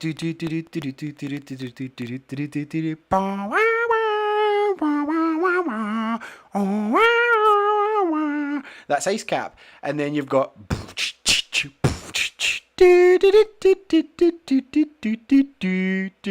Woo! That's Carnival Nights. It's in my head, and it sounds a lot better than that. They've changed them. And it's the whole Michael Jackson thing again. It's like, I thought that they were going to license this music finally. I thought they were going to license it, and they clearly can't admit it's Michael Jackson because Yuji Naka had to correct himself and pretend that he didn't mean Michael Jackson. Oh, mistranslation. Okay, Yuji.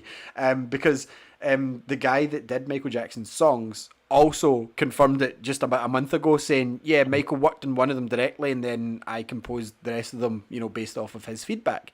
Because Michael Jackson loved Sega, he loved Sonic, and he worked on the tracks. And this has always been the issue because, like Andy said, the reason that it's not been on sale, the original version, is because Michael Jackson died and his estate took charge. Because Michael Jackson was obviously fine just leaving it, but his estate's divvied out among his family and other lawyers and whatnot, and they're obviously like, no, give us money, Sega. You need to admit that's his. And they're like, I think the problem is because he was never credited for it at the time. So, like, if they went and credited him for it now, then they'd have to give him back pay of all the sales. Whereas back then, video games weren't taken the same way. It was kind of like, Michael, can you do us a song? And he's like, yeah, no bother, hee, and he does them a song. Sonic. Yeah, let's do it. Probably like that, and that's probably how it worked, because I've read other stories like this. And then all of a sudden, these days, the artists are like, nah, if you're going to use that, we want money for it. And to avoid all these legal battles, especially with Michael Jackson's money, you don't want involved. So Sega's probably tried to work things out behind the scenes. and they've told their employees don't directly admit it, and that's why there's been backtracking. But obviously, I can't remember the guy's name, but whoever was Michael Jackson's like producer was the guy that came out. He came out, was it about a month ago, and then Yuji Naka said it, and then backtracked and said, "Oh, by Sega using Michael Jackson, I mean that they used it in this TikTok here." And This it's like, TikTok video. but you said You're the like, words even though they've used Michael Jackson here, and it's like it doesn't make any sense when Doesn't you're make sense. like what you said does not relate to that TikTok video at all. no, Like you're talking about Sonic 3, mate. yeah. Like And everybody knew it. Everybody knew Michael Jackson because he obviously didn't know that the songs were getting changed. yeah.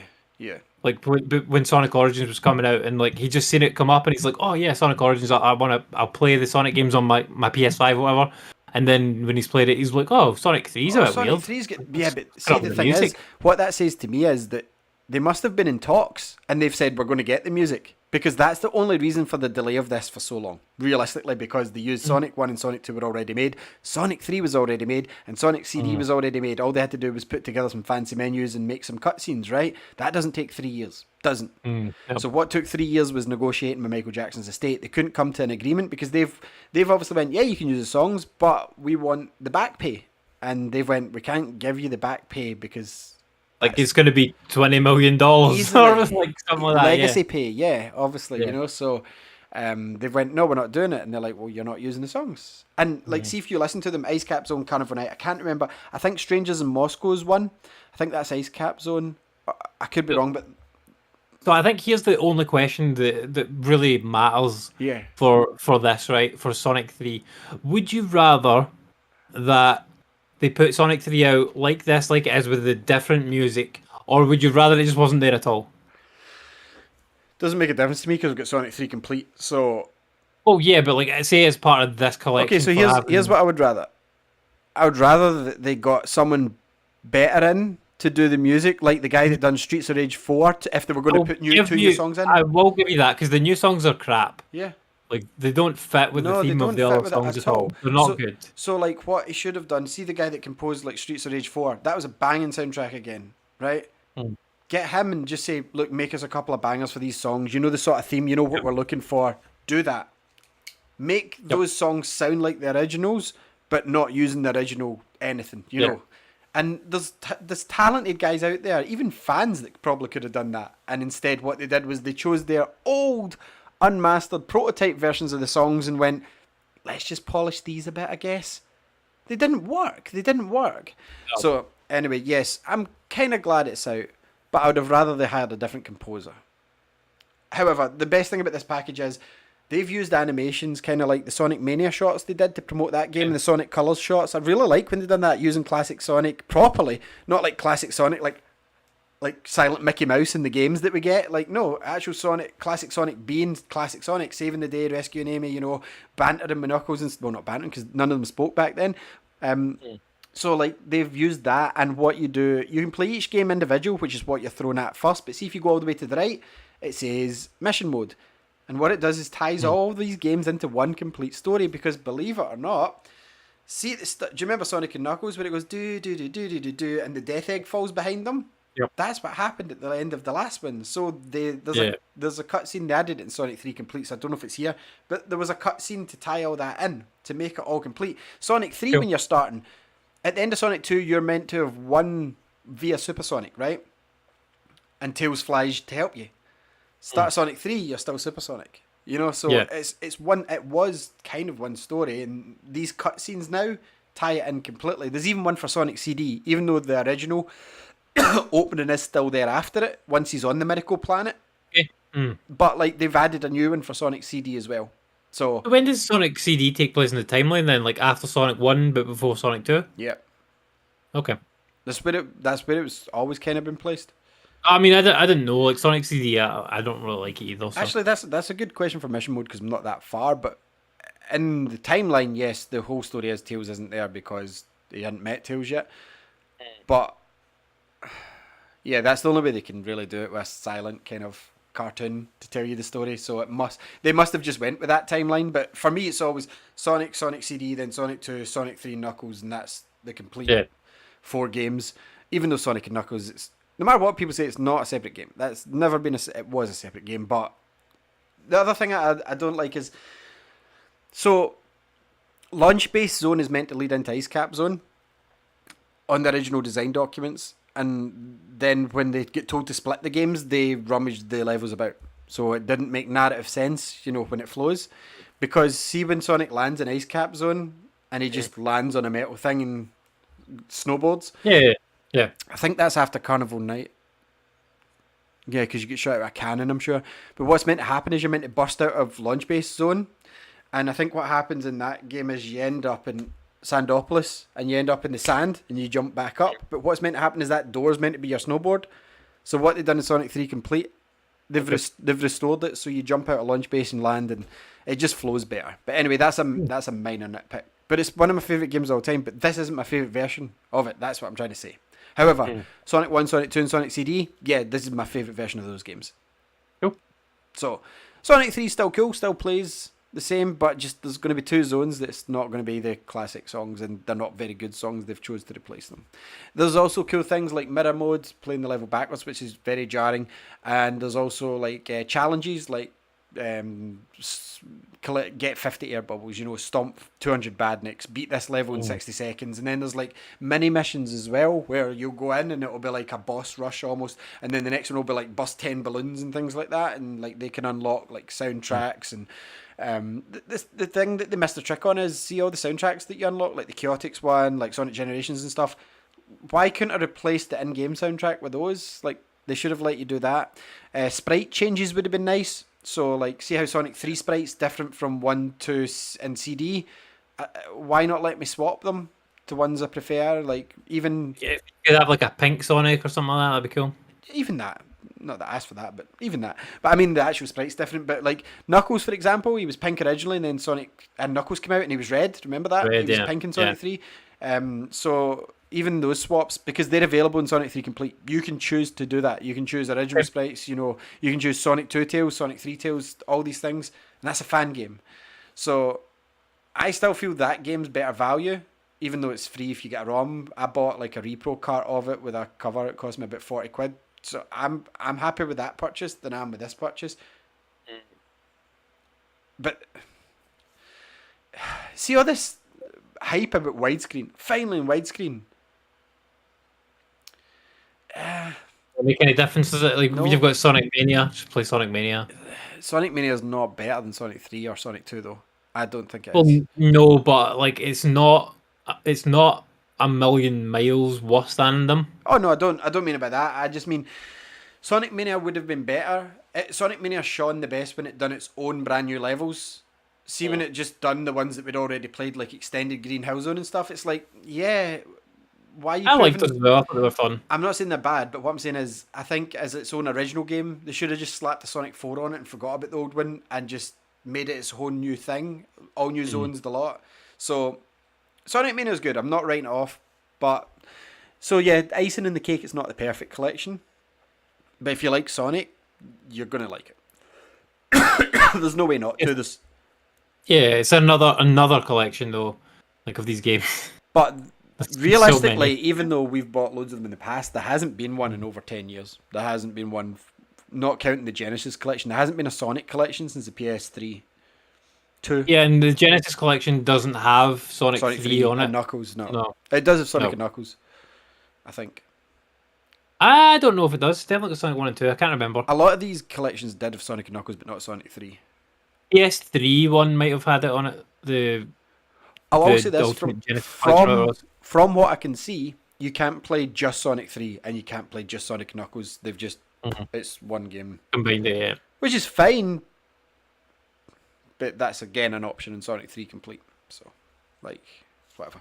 Anyway, so yeah, it is there. It's fine. I've been playing bits of Neverwinter. That game's really fun. Like, if you like, it's Dungeons and Dragons. So obviously, it's set in the Dungeons and Dragons world. I'm finding it. I'm not playing with anyone, but I'm not. This is not me asking to play with anyone either. But like, if you want to play, it's free. I think it's on PlayStation and Xbox. But like, the game's fucking fun, man. I'm really enjoying it. They've just added some new DLC to it as well. Dragon Slayer. I've not got to that part yet, but I've been finishing off some tombs. And do you know what I found myself doing, Andy? There's a lot of lore in the game, and I've been like, that bad guy. Like, the boss fights are actually quite cool. Like, and I'm like, huh. And I'm looking it up, and I'm like, reading the backstory on a Dungeons and Dragons thing about what the character is, and I'm like, oh, cool, that gives me more depth to the story, and that's how I've been playing this, and it's really good. I've just finished the Never Dead, or is it Never Dead? It's called the cemetery part of. I'm close to the start anyway. I'd only chipped in parts, but now I'm at level cap because they reduced the level cap to match the new Dungeons and Dragons 5th rule set or whatever it is. You can only be level 20 maximum. So Okay. no, but it makes sense. It's set in Dungeons and Dragons continuity. Yeah, So they're yeah, like, yeah. well, we're not having this level, whatever it was. It's now level 20. So when I logged back in, I was level 20. So I got all these achievements popping, like you've reached max level, you reached done this, and I'm like, oh, great, excellent. It's not a game where you feel like you need to subscribe. I'll say that. It's not like sometimes in Knights of the It's Old free to play, yeah. completely free to play. So like Yeah. sometimes in the Old Republic game, I will be playing it and I'll be like, I want to sub. I need to sub because this will be quicker doing it. I've not Because felt... it makes you run slowly. That game, wasn't it? Yeah, it does. It does. Yeah, Makes you run it makes you slow. run And slow. it's so fucking annoying, and I'm like, So slow. and then it restricts like bag access and mounts and times you can summon stuff as well. But it's still playable. It is still playable. The slow running is the reason. The main reason to summon. Yeah. Old Republic's a good game, though. You should try that. But like, It's good. Neverwinter. Do you know what? I found it ran better as well. If you go into your options, if you've got a Series X and PS5, you can take the frame rate limiter off, and it next gens your experience. It's like just do that straight away, and it'll be smoother. Yeah. It's not bad anyway. It looks better than what I remember. I'm not talking about new World of Warcraft. Like I've never played really much of the DLCs, but like because I know they've advanced the system settings, but it looks pretty good, man. A lot of folk will be like, "Oh, blasphemy," but it felt cool. Warcraft still looks terrible. Like Ashley plays it all the time, and she's got a good PC for running it, and like it's a cartoon game, like shit. This is kind of cartoon, but not Warcraft cartoon. Do you know what I mean? Yeah, It's the blocky guys and all that shit. No, look, Warcraft's terrible. like this felt more like a Fable because it's got like a light trail to where your next objective and stuff like that is. No, I'm really enjoying it. I'm really looking forward to getting into it. I just can't figure out my Arc account, like, because I can't see where to. So you mean like Ark as in like the dinosaur game? No, ARC games that done Right. Star Trek Online they do as well. So what game did you play before that was like that? Star Trek Online, I think, but I don't know. Oh, okay.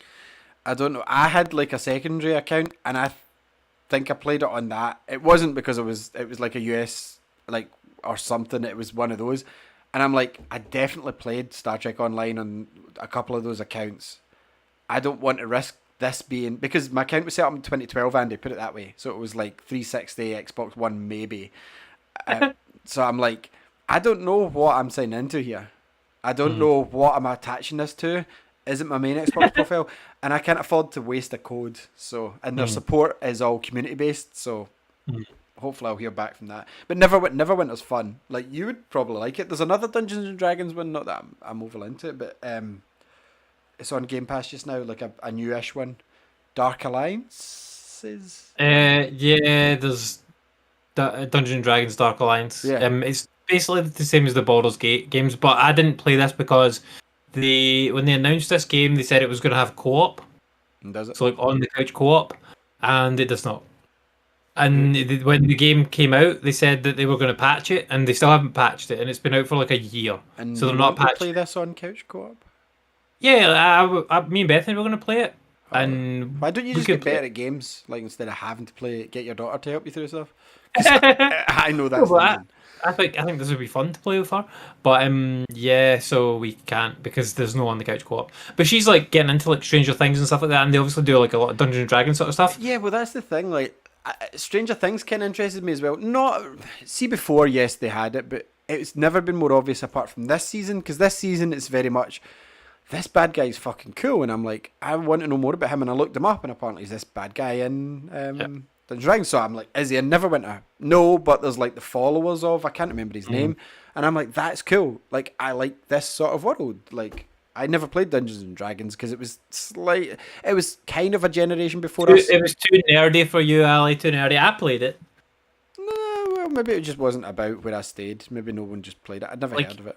I played it with people that played. How old were you? Warhammer. When I played that, maybe like 15, something Yeah, like that. so I'm talking about as a kid, like 10, like grown up primary school. Not the Stranger Things kids' ages, no. I didn't play. No, but that's what I mean. As a kid, Yeah. now see by the time I was in secondary school, I'd heard of Dungeons and Dragons, right? But see, at primary school, at the ages where I would have got into it and played it, no one. You might actually know the guy that I played it with. Do you remember the guy Whitey? Jamie White? You might have known him. Ah, yes, I do. Did he try to open his door once with a packet of cigarettes? Like he thought it was his key. Was he pals with that Ryan sounds Charlton? like him. Yeah, he was. Yeah, I do Yeah. know he is, Yeah. Yeah. So like I played it with him back in the day when I was maybe like 15 or something. Yeah, no, I know. I'm talking about when I was an actual kid. Like, even though you are a kid then, I didn't play it then, but I knew what it was at that age. But no, like, I would. It's the sort of thing that I wouldn't bat two eyelids about playing now. But back then, it wasn't a thing.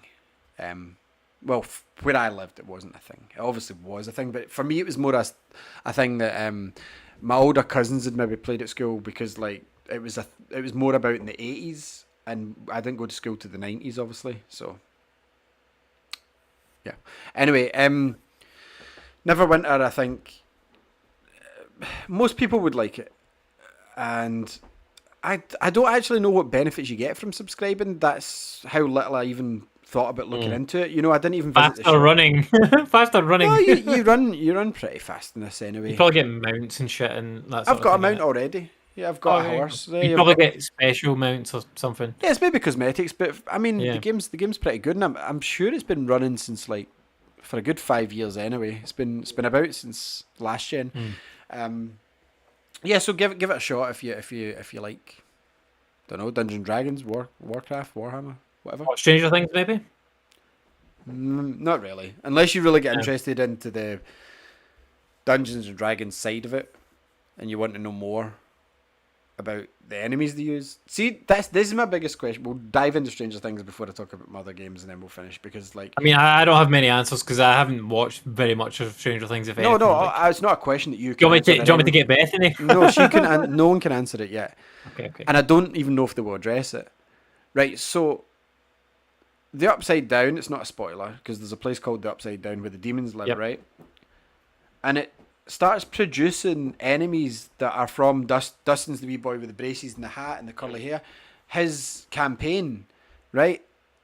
So why either is he writing this story based on the monsters that he supposedly didn't know about, or why is his story coming to life? And I don't think they're going to fucking address that. But to me, it's like in the first thing, he was telling the story, and these enemies appeared, and it's like, how's Maybe that? it's like a never-ending story type situation where See, like I the don't- book's been written, and it's like It they're in should the book. be. It should be, but I don't think it will be. I think that I don't see many people asking this. I haven't seen anyone asking this question because I googled it and there was no answers to it, and nobody's asking it. And I'm like, why is no one? What I think this is kind of because Stranger Things is more of a mainstream thing. That's not. It's not meant to be too deep. There's a hell's underneath, and there's monsters, and it just so happens these kids play Dungeons and Dragons. But to me, it's like, but why they come to life?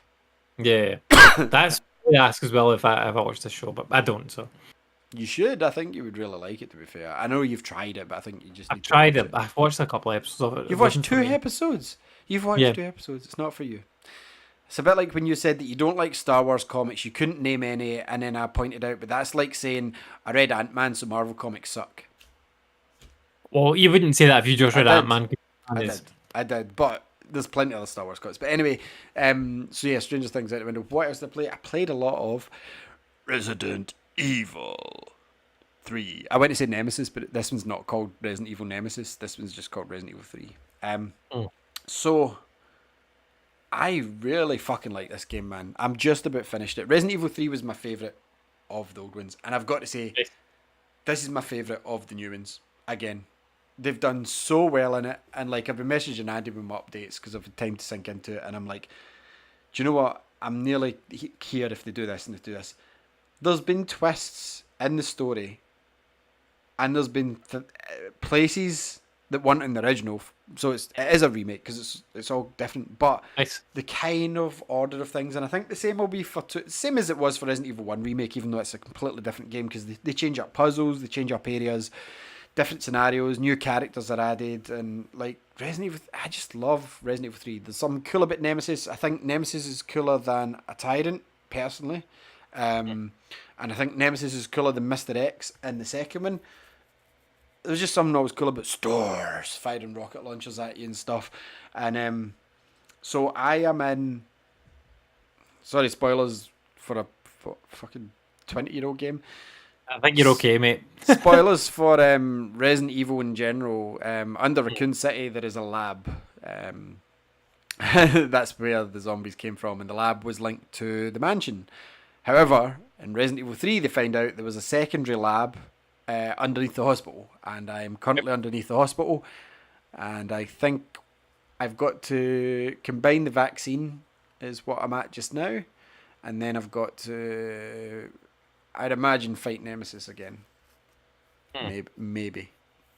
But yeah, absolutely incredible looking game. I showed you a picture I took from it, Andy, before, and it didn't even do it justice, and the picture looked incredible. Like the PS5 upgrades, the games look good anyway. The games on PS4 look good. They handle really well. There's none of these tank controls, because even Resident Evil 1 remake that I want you to speak about in a minute, Resident Evil 1 remake has still got kind of residue left over from the tank controls, I feel. That's definitely. And Resident Evil 2 and 3 just switch up completely and just go, okay, it's a third person action style camera, and that's how Resident Evil should play. That's why I'm waiting for Resident Evil 8 till October now, and I'll buy the new DLC because they're adding in the third person mode. And as I've said before, the first person worked very well in Resident Evil 7 because it was more horror. They scaled back the horror and up the action in 8, and they've got a clunky first person camera system in. I don't like it, and it's like, it just didn't suit me. So I'm going to wait till October and play that. But Resident Evil 3, I should have it finished by the end of the week. By next week's show, I'll finish Resident Evil 3 and hopefully have moved on to Resident Evil 2.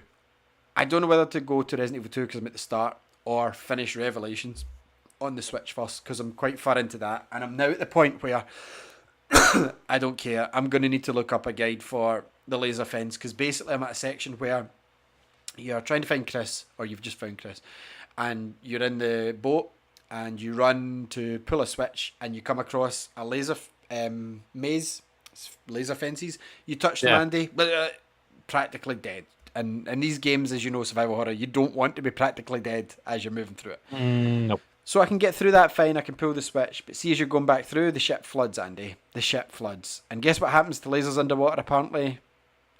You can't see them. You can't see them. Even though you can't see a real laser in real life anyway. Whatever. But like, this fence that I've basically got to swim through, which is awkward anyways, you know, because the controls are all, and your camera view is all skewed because of the water. I've got to try and swim through this laser fence field, and I end up continually dying. So only for that section, I need to see, where do I need to swim? Just to get to the fucking door at the other side, and then I'll be fine.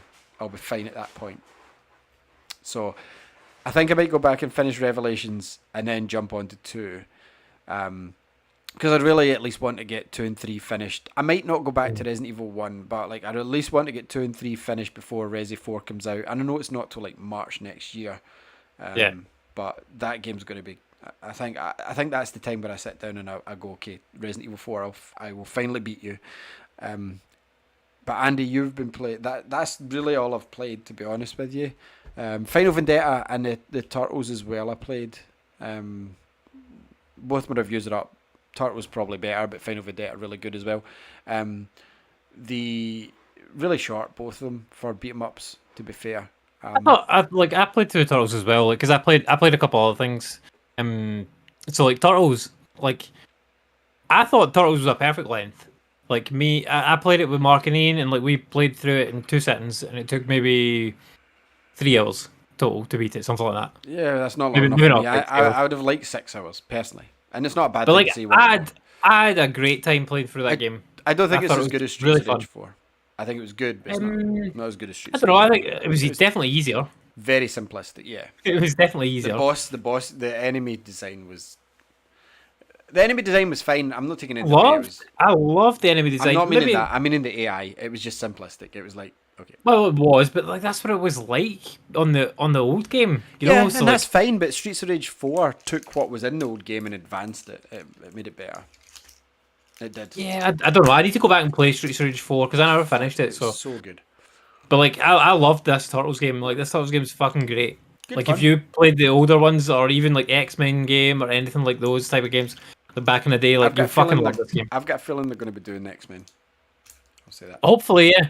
And like the co-op was perfect and it worked absolutely spot on every time, and it was really easy to do. So like you can't say any better for that. Like I it was played so it simple. pre-release, so can't comment on co-op. Yeah, yeah. But the co-op is perfect. It was good fun. So yeah, So we only did 3, but but I wanted to talk about Resident Evil Remake because you've dove back into that, and out of the 3 remakes that are now out, Resident Evil 1's the most puzzly. It was the most puzzle out of them all anyway. How are you getting on with it? Did you make any advancements? Because obviously you've told me roughly where you're at, unless you've beat that bit again, but you haven't told everyone listening.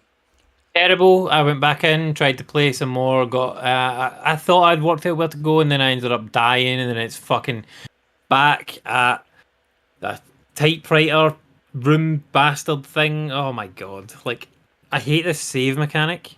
There's typewriters in all of them. I'll just say that. Up The to save mechanic seven's got is horrendous. It's the worst save mechanic I've ever seen in any game ever. Hate It's it. not. It's actually not. I do not like it. Apart from maybe even passwords are more fun than this. But it just bugs me where see when you lose progress, it just demotivates me so much to play the game. Like when I've been running around trying to work out what's going on, like what to do, like finding this, finding that, like or like I find something and I'm like I don't have fucking space in my inventory. It's like the PS5 hard drive problem all over again. And then I have to go find a typewriter with a box in a room, and I had to dump stuff in a box, but I don't know what I should have on me. I don't know what to drop. Very confusing game. It gives you zero direction. It's not confusing. Expect you It's to super think on your confusing. feet, explore, and go, oh, cool, I need a key for that. Yeah, I know I need a key. I don't know where the key is. Like, I don't know if I've come across it already. And I've completed the puzzle and I just haven't picked up the key because I don't have any fucking room. Like, yeah, the bugs the shit out of me. I do want to beat this game though because I want to play 2 and 3 remake, but I feel like I should beat this one first. I've even gave Andy the allowance of just fucking follow a guide, man. I'm trying to follow a guide and I cannot find where I am in the guide. I found where you are in the guide. That was not where I was. That was not where I was. I did come across a bit that scared the shit out of me, which, like, and for this old game is quite impressive because the graphics are shit. But yeah, I was running through a corridor just trying to go back to somewhere else, and I'm like, I've been in this corridor before. I'm running down it, and then smash! Fucking dogs jump in the window. And I'm like, you absolute bastard! You got me with this 20 years ago, and you got more than 20 years ago, and you got me with this again in fucking 2022. You bastards! That's impressive, to be fair. And the dogs killed me. Like you're playing on easy mode as Jill. And I'm playing as Jill, yes. It's so hard. Game is so hard. But yeah, I will get through it. Like it's gonna take me probably watching a video of someone else doing it to go like, right, okay, that's what I need to do at that point. Do that. Honestly, do that. I will get through it, but the PlayStation Plus thing is distracting me from that. I don't think Resident Evil 1's overly long. I think that version of it's maybe 12 hours. Maybe 12 hours. Well, sorry for you. Maybe 20 odd hours. How long to beat? Resident Evil Remake, I think it's about 12, maybe 15 at a push hours. Maybe.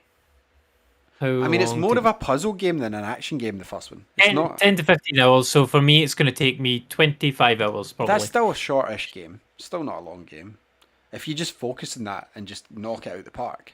Because you're going to love Resident Evil 2 and 3. I know you're going to enjoy them much better. You're going to come on this show and you're going to go, these are so much fucking better. They just play better. They handle better. I know you are. I think this is why I have to do the first one first, so that I can appreciate the second ones more.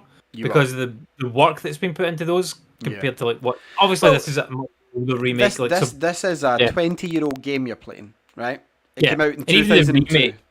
Even the remake. The remake came out in 2002. Oh, Jesus.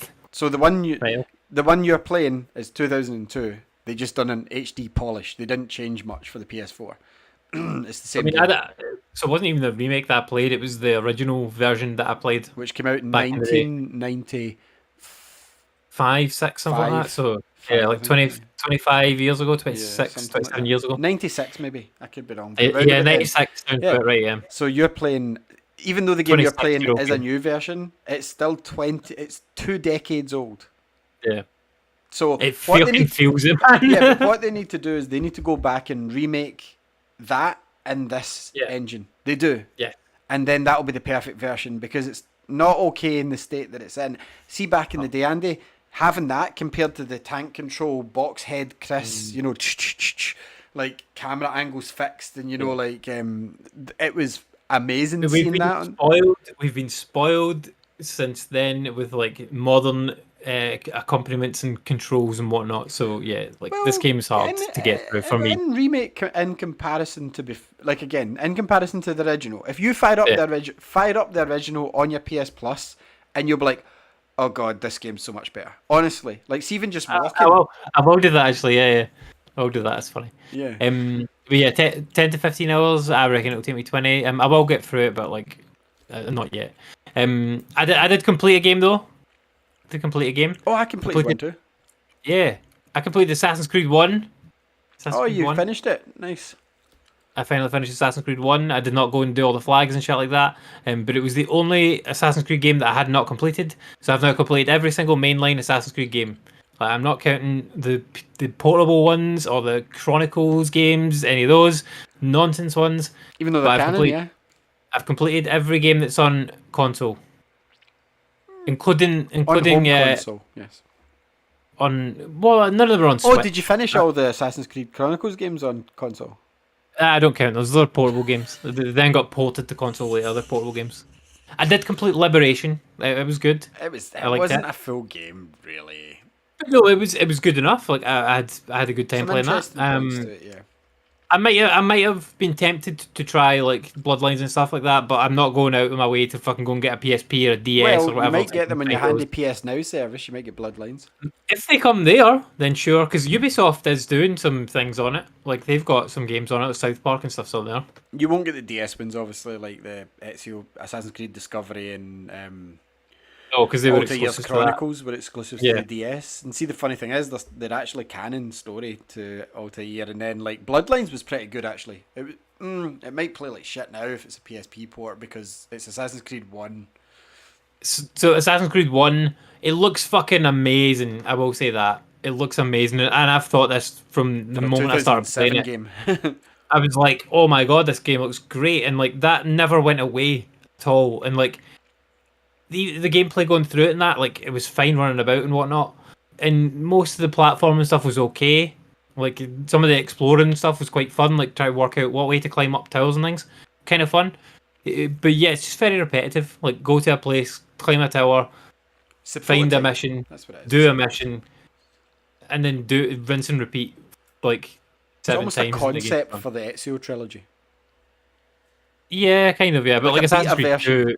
Assassin's Creed 2 is so much better, but like now I've done Assassin's Creed 1. That's what I mean. The Ezio trilogy is what I said. Like this is a prototype for that. It was almost like the bare bones. Like you know how Sonic Crackers was the prototype for Knuckles Chaotix, and it was like wasn't really a full game, but it had some of the components. That's what this feels like. But yeah, I finished that. I will never play it again. I don't need to anymore. Do you know what's going to happen now? Remember how you promised? Insider Andy promised us all this would come out with Valhalla, I believe. And it never happened. Same as Andy's promises about what we'll finish up on that never happened. He now owes me a farm, by the way, and the moon. Looking back, and I want you to tell everybody once we talk about it how many of my 3 suggestions were actually shown. Well, I've got one more game to talk about before we move on to that because I did play and beat another game. Was it a new game? Panzer Dragoon.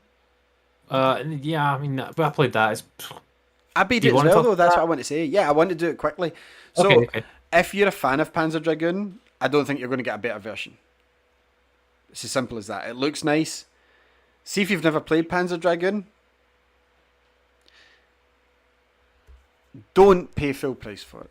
If you've got any interest in this game and it comes up for $2.99, it is worth $2.99. And here's the main reason why. And I shared it with you, so I'm not talking bullshit. I finished this, and I said to Andy, I finished that in 40 minutes, mate. 39 minutes. Not even 40 minutes, because it gives you your game time at the end of the game, and I took a photo and sent to Andy, and I went, 39 minutes. If I'd paid 25 quid for that, I would have been raging. If I'd finished it in 40 minutes, like 39 minutes, I'd have been like, what?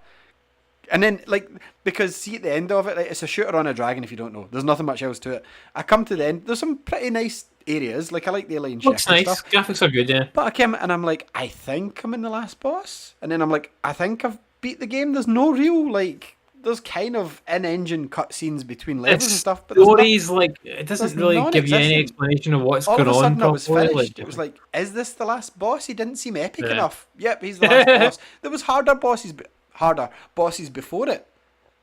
yep. Like, see the one that had the three, like the pyramid thing, and it kept turning, like one of the flying bases. You had to wait for it, You yeah. had to wait for it to turn. That was more difficult than the last boss. That was just the prototype dragon you'd fought before, and I'm like, except he was even easier because the prototype dragon you could only shoot its head or its arms. Yep.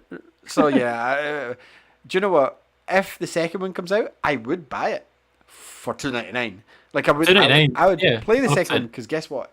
£3. I've ticked off another on my list for my games of the year. But I didn't hate the game. It's just it was a very flash in the pan, quick. It's like I've spent longer in demos for games than this. Yeah, like it was weird because like it feels like a light gun game. It is a But light it's gun not. game, but it never was a light gun game. It never was a light gun game. No, it never had light gun support. So like I don't get it. Like what was this game all about? Like I think at the time it was, and at the time As I as well. said Like to I think you, at the time it was a graphical masterpiece. That's what it was. That's what I said to you. At the time, this would have been cool as fuck to play. Imagine, Yeah. because you're coming from the Mega Drive and you're firing up the Saturn, and then it's like, whoa, look at this. I think that would be phenomenal looking back then because it was low poly, obviously back then. And Yeah. they've smoothed it out, and it is an HD remaster. Like it's Looks fine. Yeah, it's fine, okay really for nice. a Switch. For like a Switch indie game, like that type of level, like £3. That's where your sweet £3 price point for is. the sweet price. It's worth £3. I'll give you a caveat. See, for fans of the game, £10 would be worth it for that. £10 would be worth it for a fan. See, for people that are a casual interest, wait for another $2.99 sale because it's been up a couple of times now for £2.99. I would not pay £24 and be happy with this game at all. No. Like, And I would say the same probably applies to the second game because I'm sure the second game is quite short as well, maybe Yeah. a bit longer, but if they do the second one, I will happily pick it up for $2.99 and I'll go, okay, I'm setting aside an hour. yeah, to finish they this. did announce that they're doing the second game, but I Well- don't know if it's coming this year or what. No, but I'll buy it because I mean that game's not that old. Panzer Dragoon, maybe a year at most. The remake, yeah, no, last year it was, yeah. Maybe.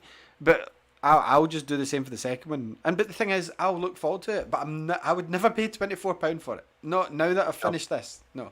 So anyway, that's all I wanted to say about Panzer Dragoon. Yeah. The other game that I played was The Quarry, so I played that and completed it. Oh yeah. So this is the spiritual successor to Until Dawn Supermassive Games, is that right? by Supermassive, yeah. So you can tell immediately because it looks fucking amazing. It's got a good cast and everything in Question there. about the cast before you start. Yes. Has it got We got the cheerleader? Yeah. No. It's already the minus game 1 point. The game does not seem to be in any way related to Until Dawn. Like nothing from Until Dawn is in this game that I noticed. Well, it there can't might be be an Easter egg or something. because Sony own the franchise and they did a kind of spin-off sequel thing in VR, remember? Rush of Blood, yeah. But the Quarry seems to be completely unrelated, but it's a similar sort of So, vibe. second question. And these are genuine questions. These like so. Do you think that this was made because they've been pestering PlayStation, going, "Let's make Until Dawn 2," and PlayStation be like, "Nah, we don't want it just now." So they've went and done this, or do you think this is just a side project for them? I think that this has come from probably the first feedback that they had from Man of Medan. I think that's where this has come from because people went, we kind of like this, but like we wish it was more like Until Dawn, and they went, okay, let's continue with the Dark Pictures thing, but like let's also make like another Until Dawn type game, and that's what this is. Do you not reckon they went to Sony first and went, "Can we do Until Dawn 2?" Well, maybe, but like, nothing about this feels like Until Dawn apart from it feels a bit like it. Nothing Like, feels like Until Dawn apart from It's hard. it feels a bit like it. That It makes no doesn't sense. like it doesn't. Does it play feel like like it? it was?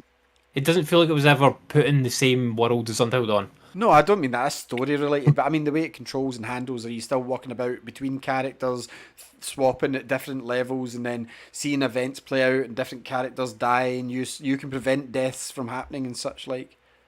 All those things, yes. Well, then it is Almost like Until Dawn. You're just meaning the story's not linked. The story isn't, but like I don't know. It doesn't feel like A it's spiritual sequel, or is that ever what they call was. it? When it's an unlinked It is a sequel? spiritual, yeah. But I think if you liked Until Dawn, you will like this game a lot. And I think that applies to anybody that liked Until Dawn. There is a big caveat though, and I would Precise say point. to hold off on buying this game right now, because you do not need to buy it right now. Well, it's mad price for one on PS5. It's like 70 quid or whatever. And I think I completed it in maybe like 7 hours, 8 hours, something like that. Yeah, no more than 9 anyway.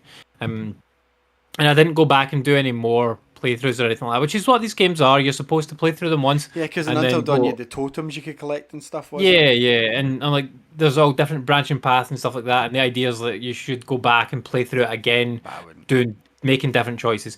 Now that's great for trophy collectors that want to get platinums and stuff like that in it. Which like I am one of those type of people, but like these type of games, I like to play through them and just experience the story first, and then once the game's done, then I'll look up what the trophy guide is for it. And like the first thing the trophy guide says is like, right, your first playthrough should be a playthrough where you save everybody. And I'm like, okay, well, I didn't follow this guide. I didn't save everybody. In order for me to do this, I'd have to go back and play through the entire game again. And I saved some people in this one. Some people died, and some of the decisions that I made were incorrect for saving everybody. So for me to go back, I'd have to play through with a guide, which I don't find is fun with these type of games. Because I like in these Well, games it's not that fun. It's okay. I like in these games and like Telltale games to make the decision that you feels best. Sometimes not just the one that you know, okay, this is definitely going to have this and this is different. Sometimes I'll answer the question like I feel should be answered. That's either in character or the answer like that I feel should be given. Because I remember in Until Dawn there was the guy from Mr. Robot in it as well, and I didn't trust him at first, so I led him into danger on purpose. Because I was like, I don't care that you're going there yourself, like down the mine or whatever it was, and he ended up, I think, spiked. But like, or did he survive? I can't remember. But he get put in that position on purpose, and that's the way I'd rather play than go. Okay, I better say this, even though I don't like him, because sometimes in these games you have to make the decision you don't want in order to get a good ending. Like you have to protect, like see the dickhead, you have to protect him because he'll be able to save someone later, you know. And Yeah. But yeah, there's a lot of that kind of stuff in this game. I think that they do it really well though. Like the choices and stuff like that are fun. And is the story still kind of teen slasher horror-y kind of? Yes. 100%. Like and that's what's better about this game than like the last couple of the Dark Pictures games. Because like Man of Medan was a wee bit of that. There was a bit of like the teen slasher vibe in there. But the other two games had none of that whatsoever, and like they really suffered for it. Like they were nowhere near as good.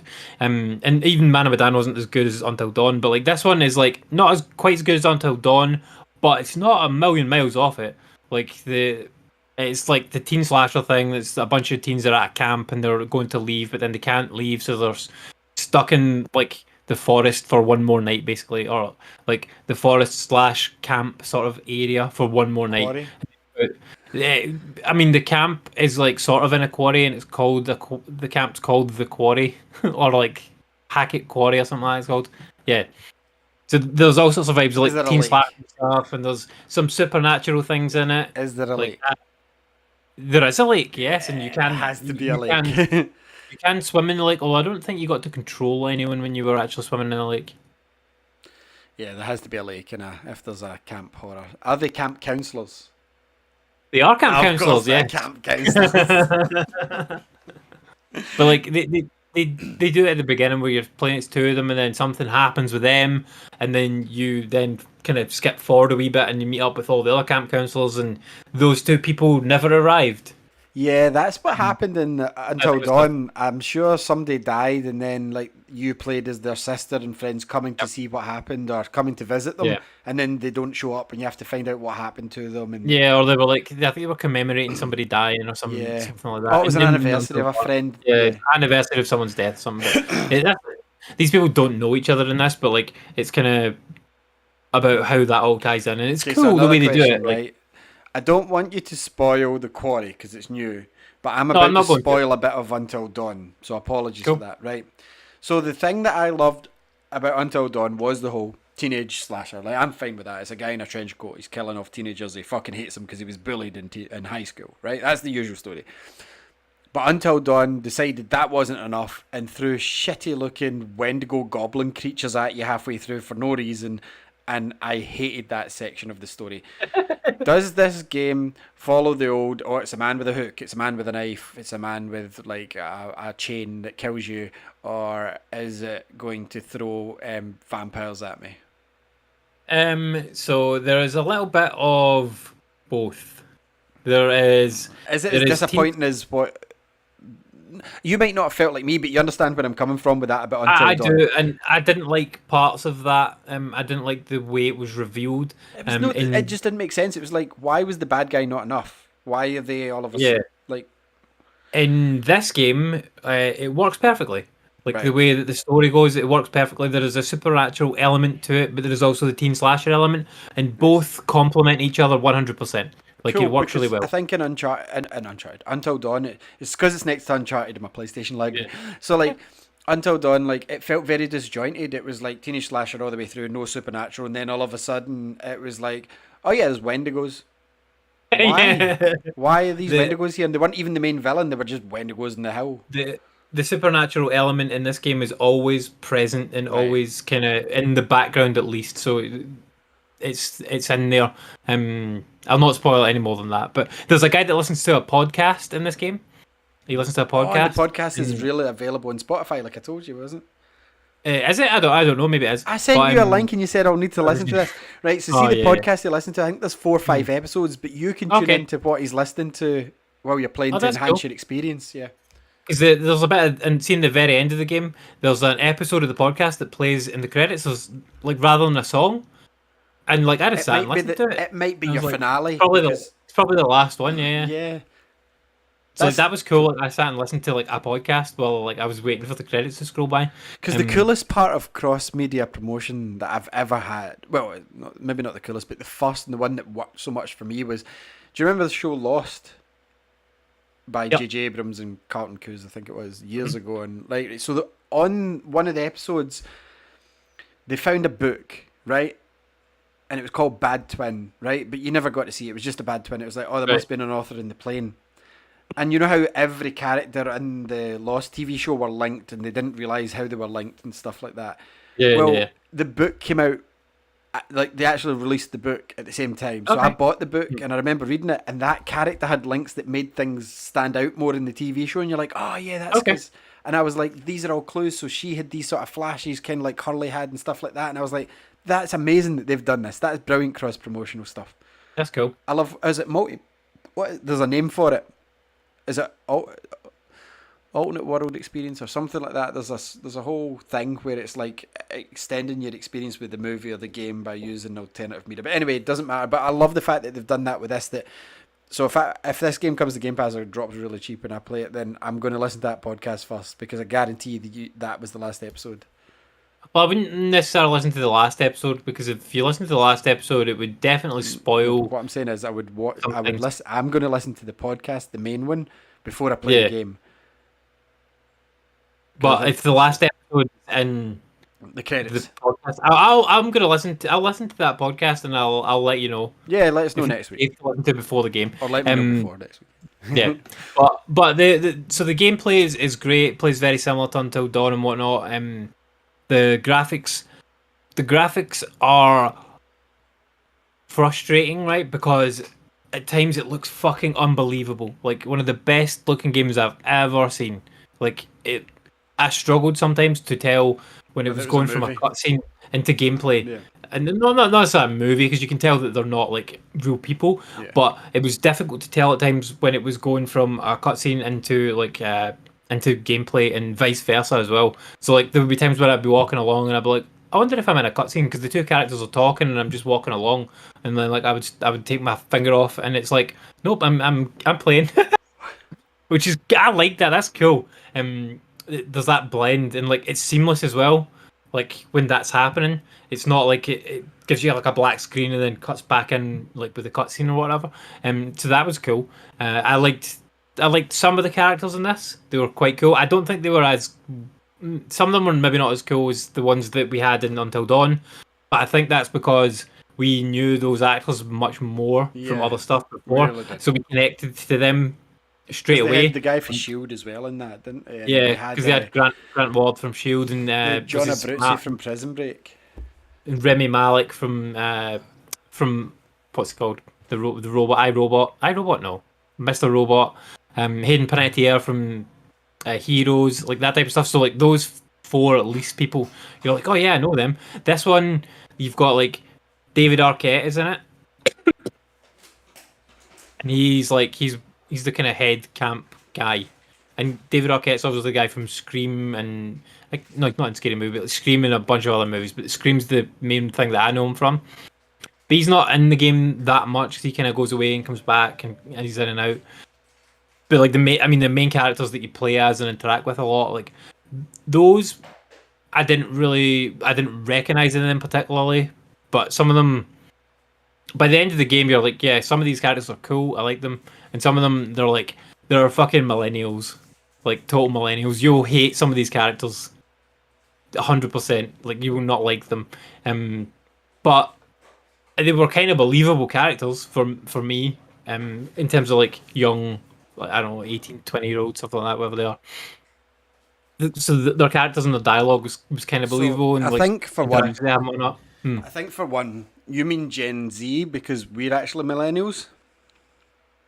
Yeah, sorry, yeah, like nowadays young people. Yeah, Gen Z. So we're millennials, believe it or not.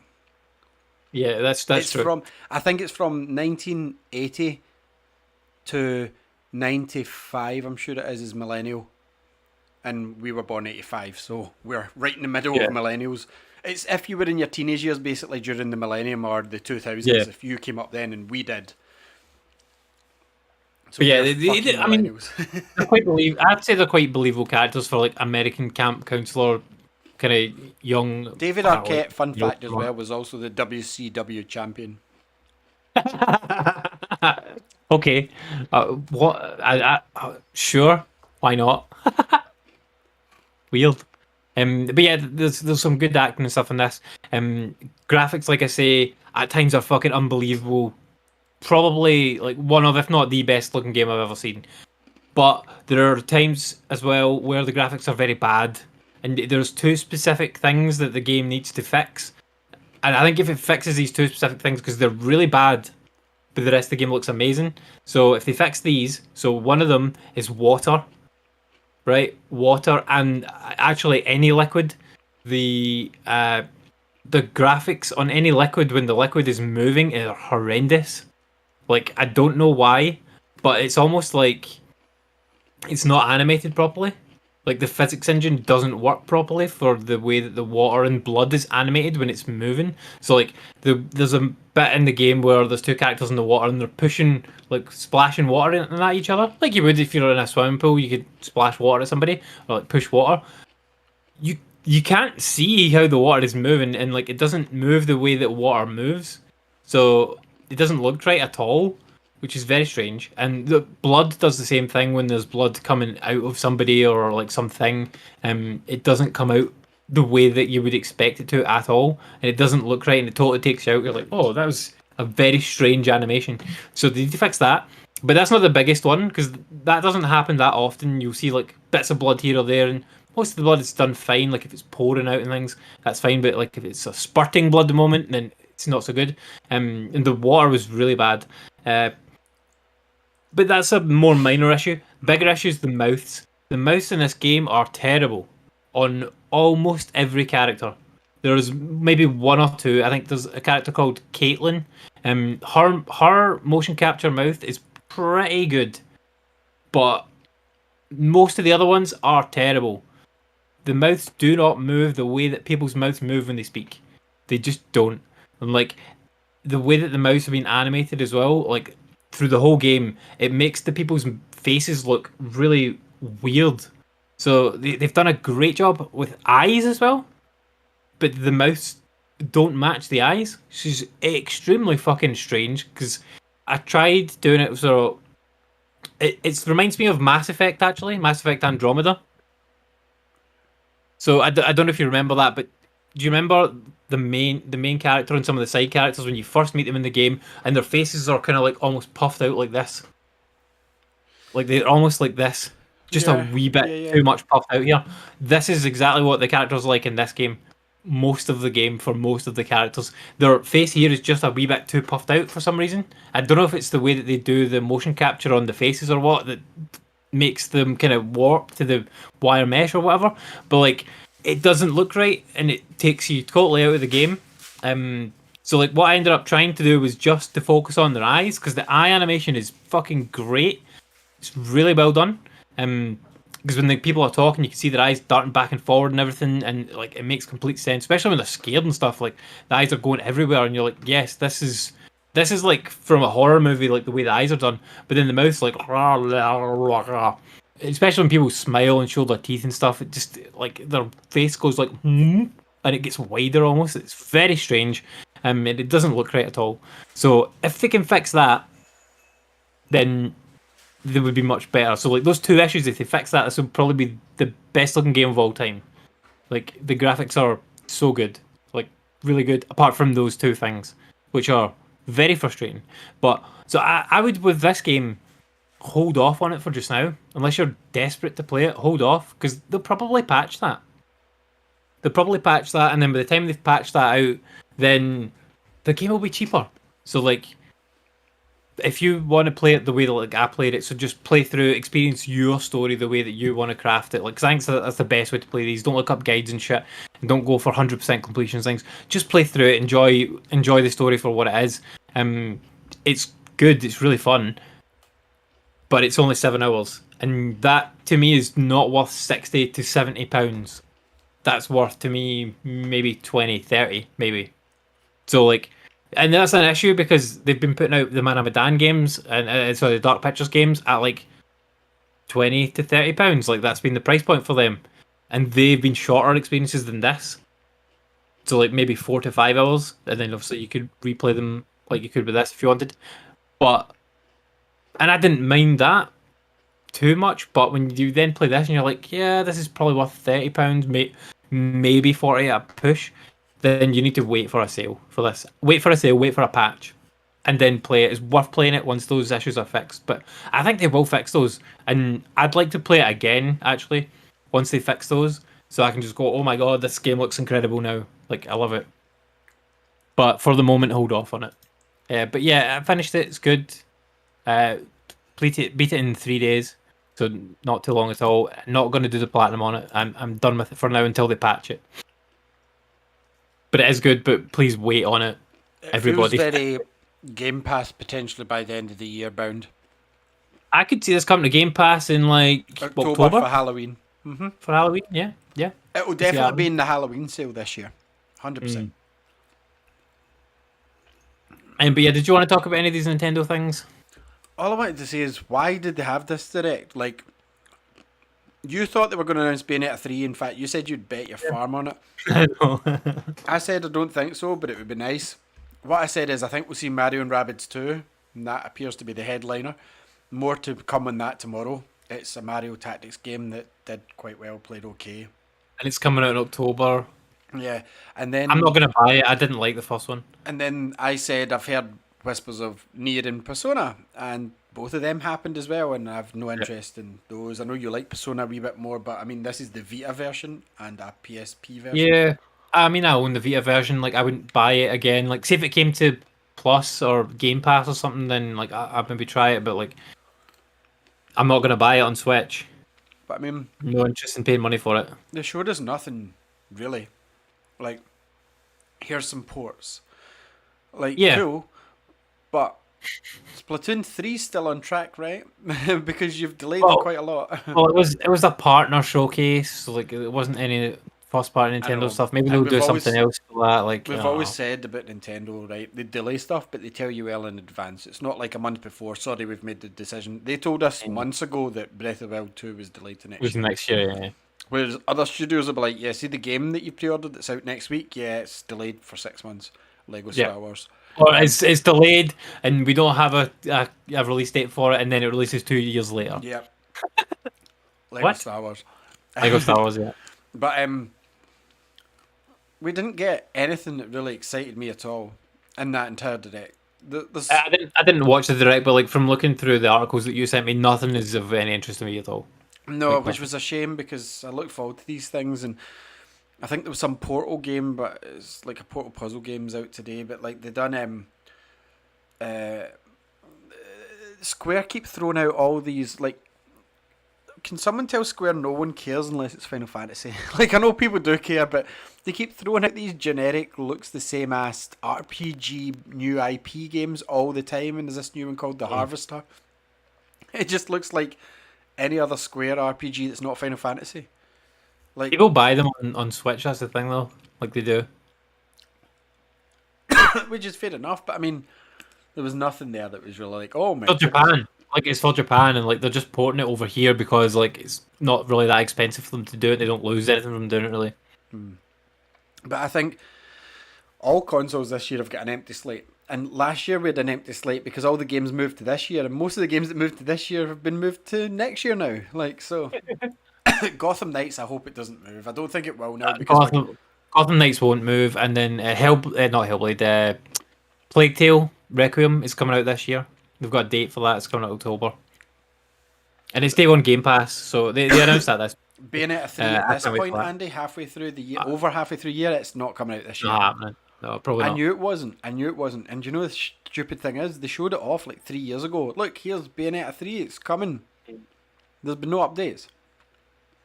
All that we've seen is rumours of potential updates, and the guy came out. Oh no, they showed a trailer for it, like with gameplay and stuff in it. It looked cool. But that was a while ago now. Where's the update? All it means is they've made a level, or they've made a proof of concept. Doesn't mean they've got a game.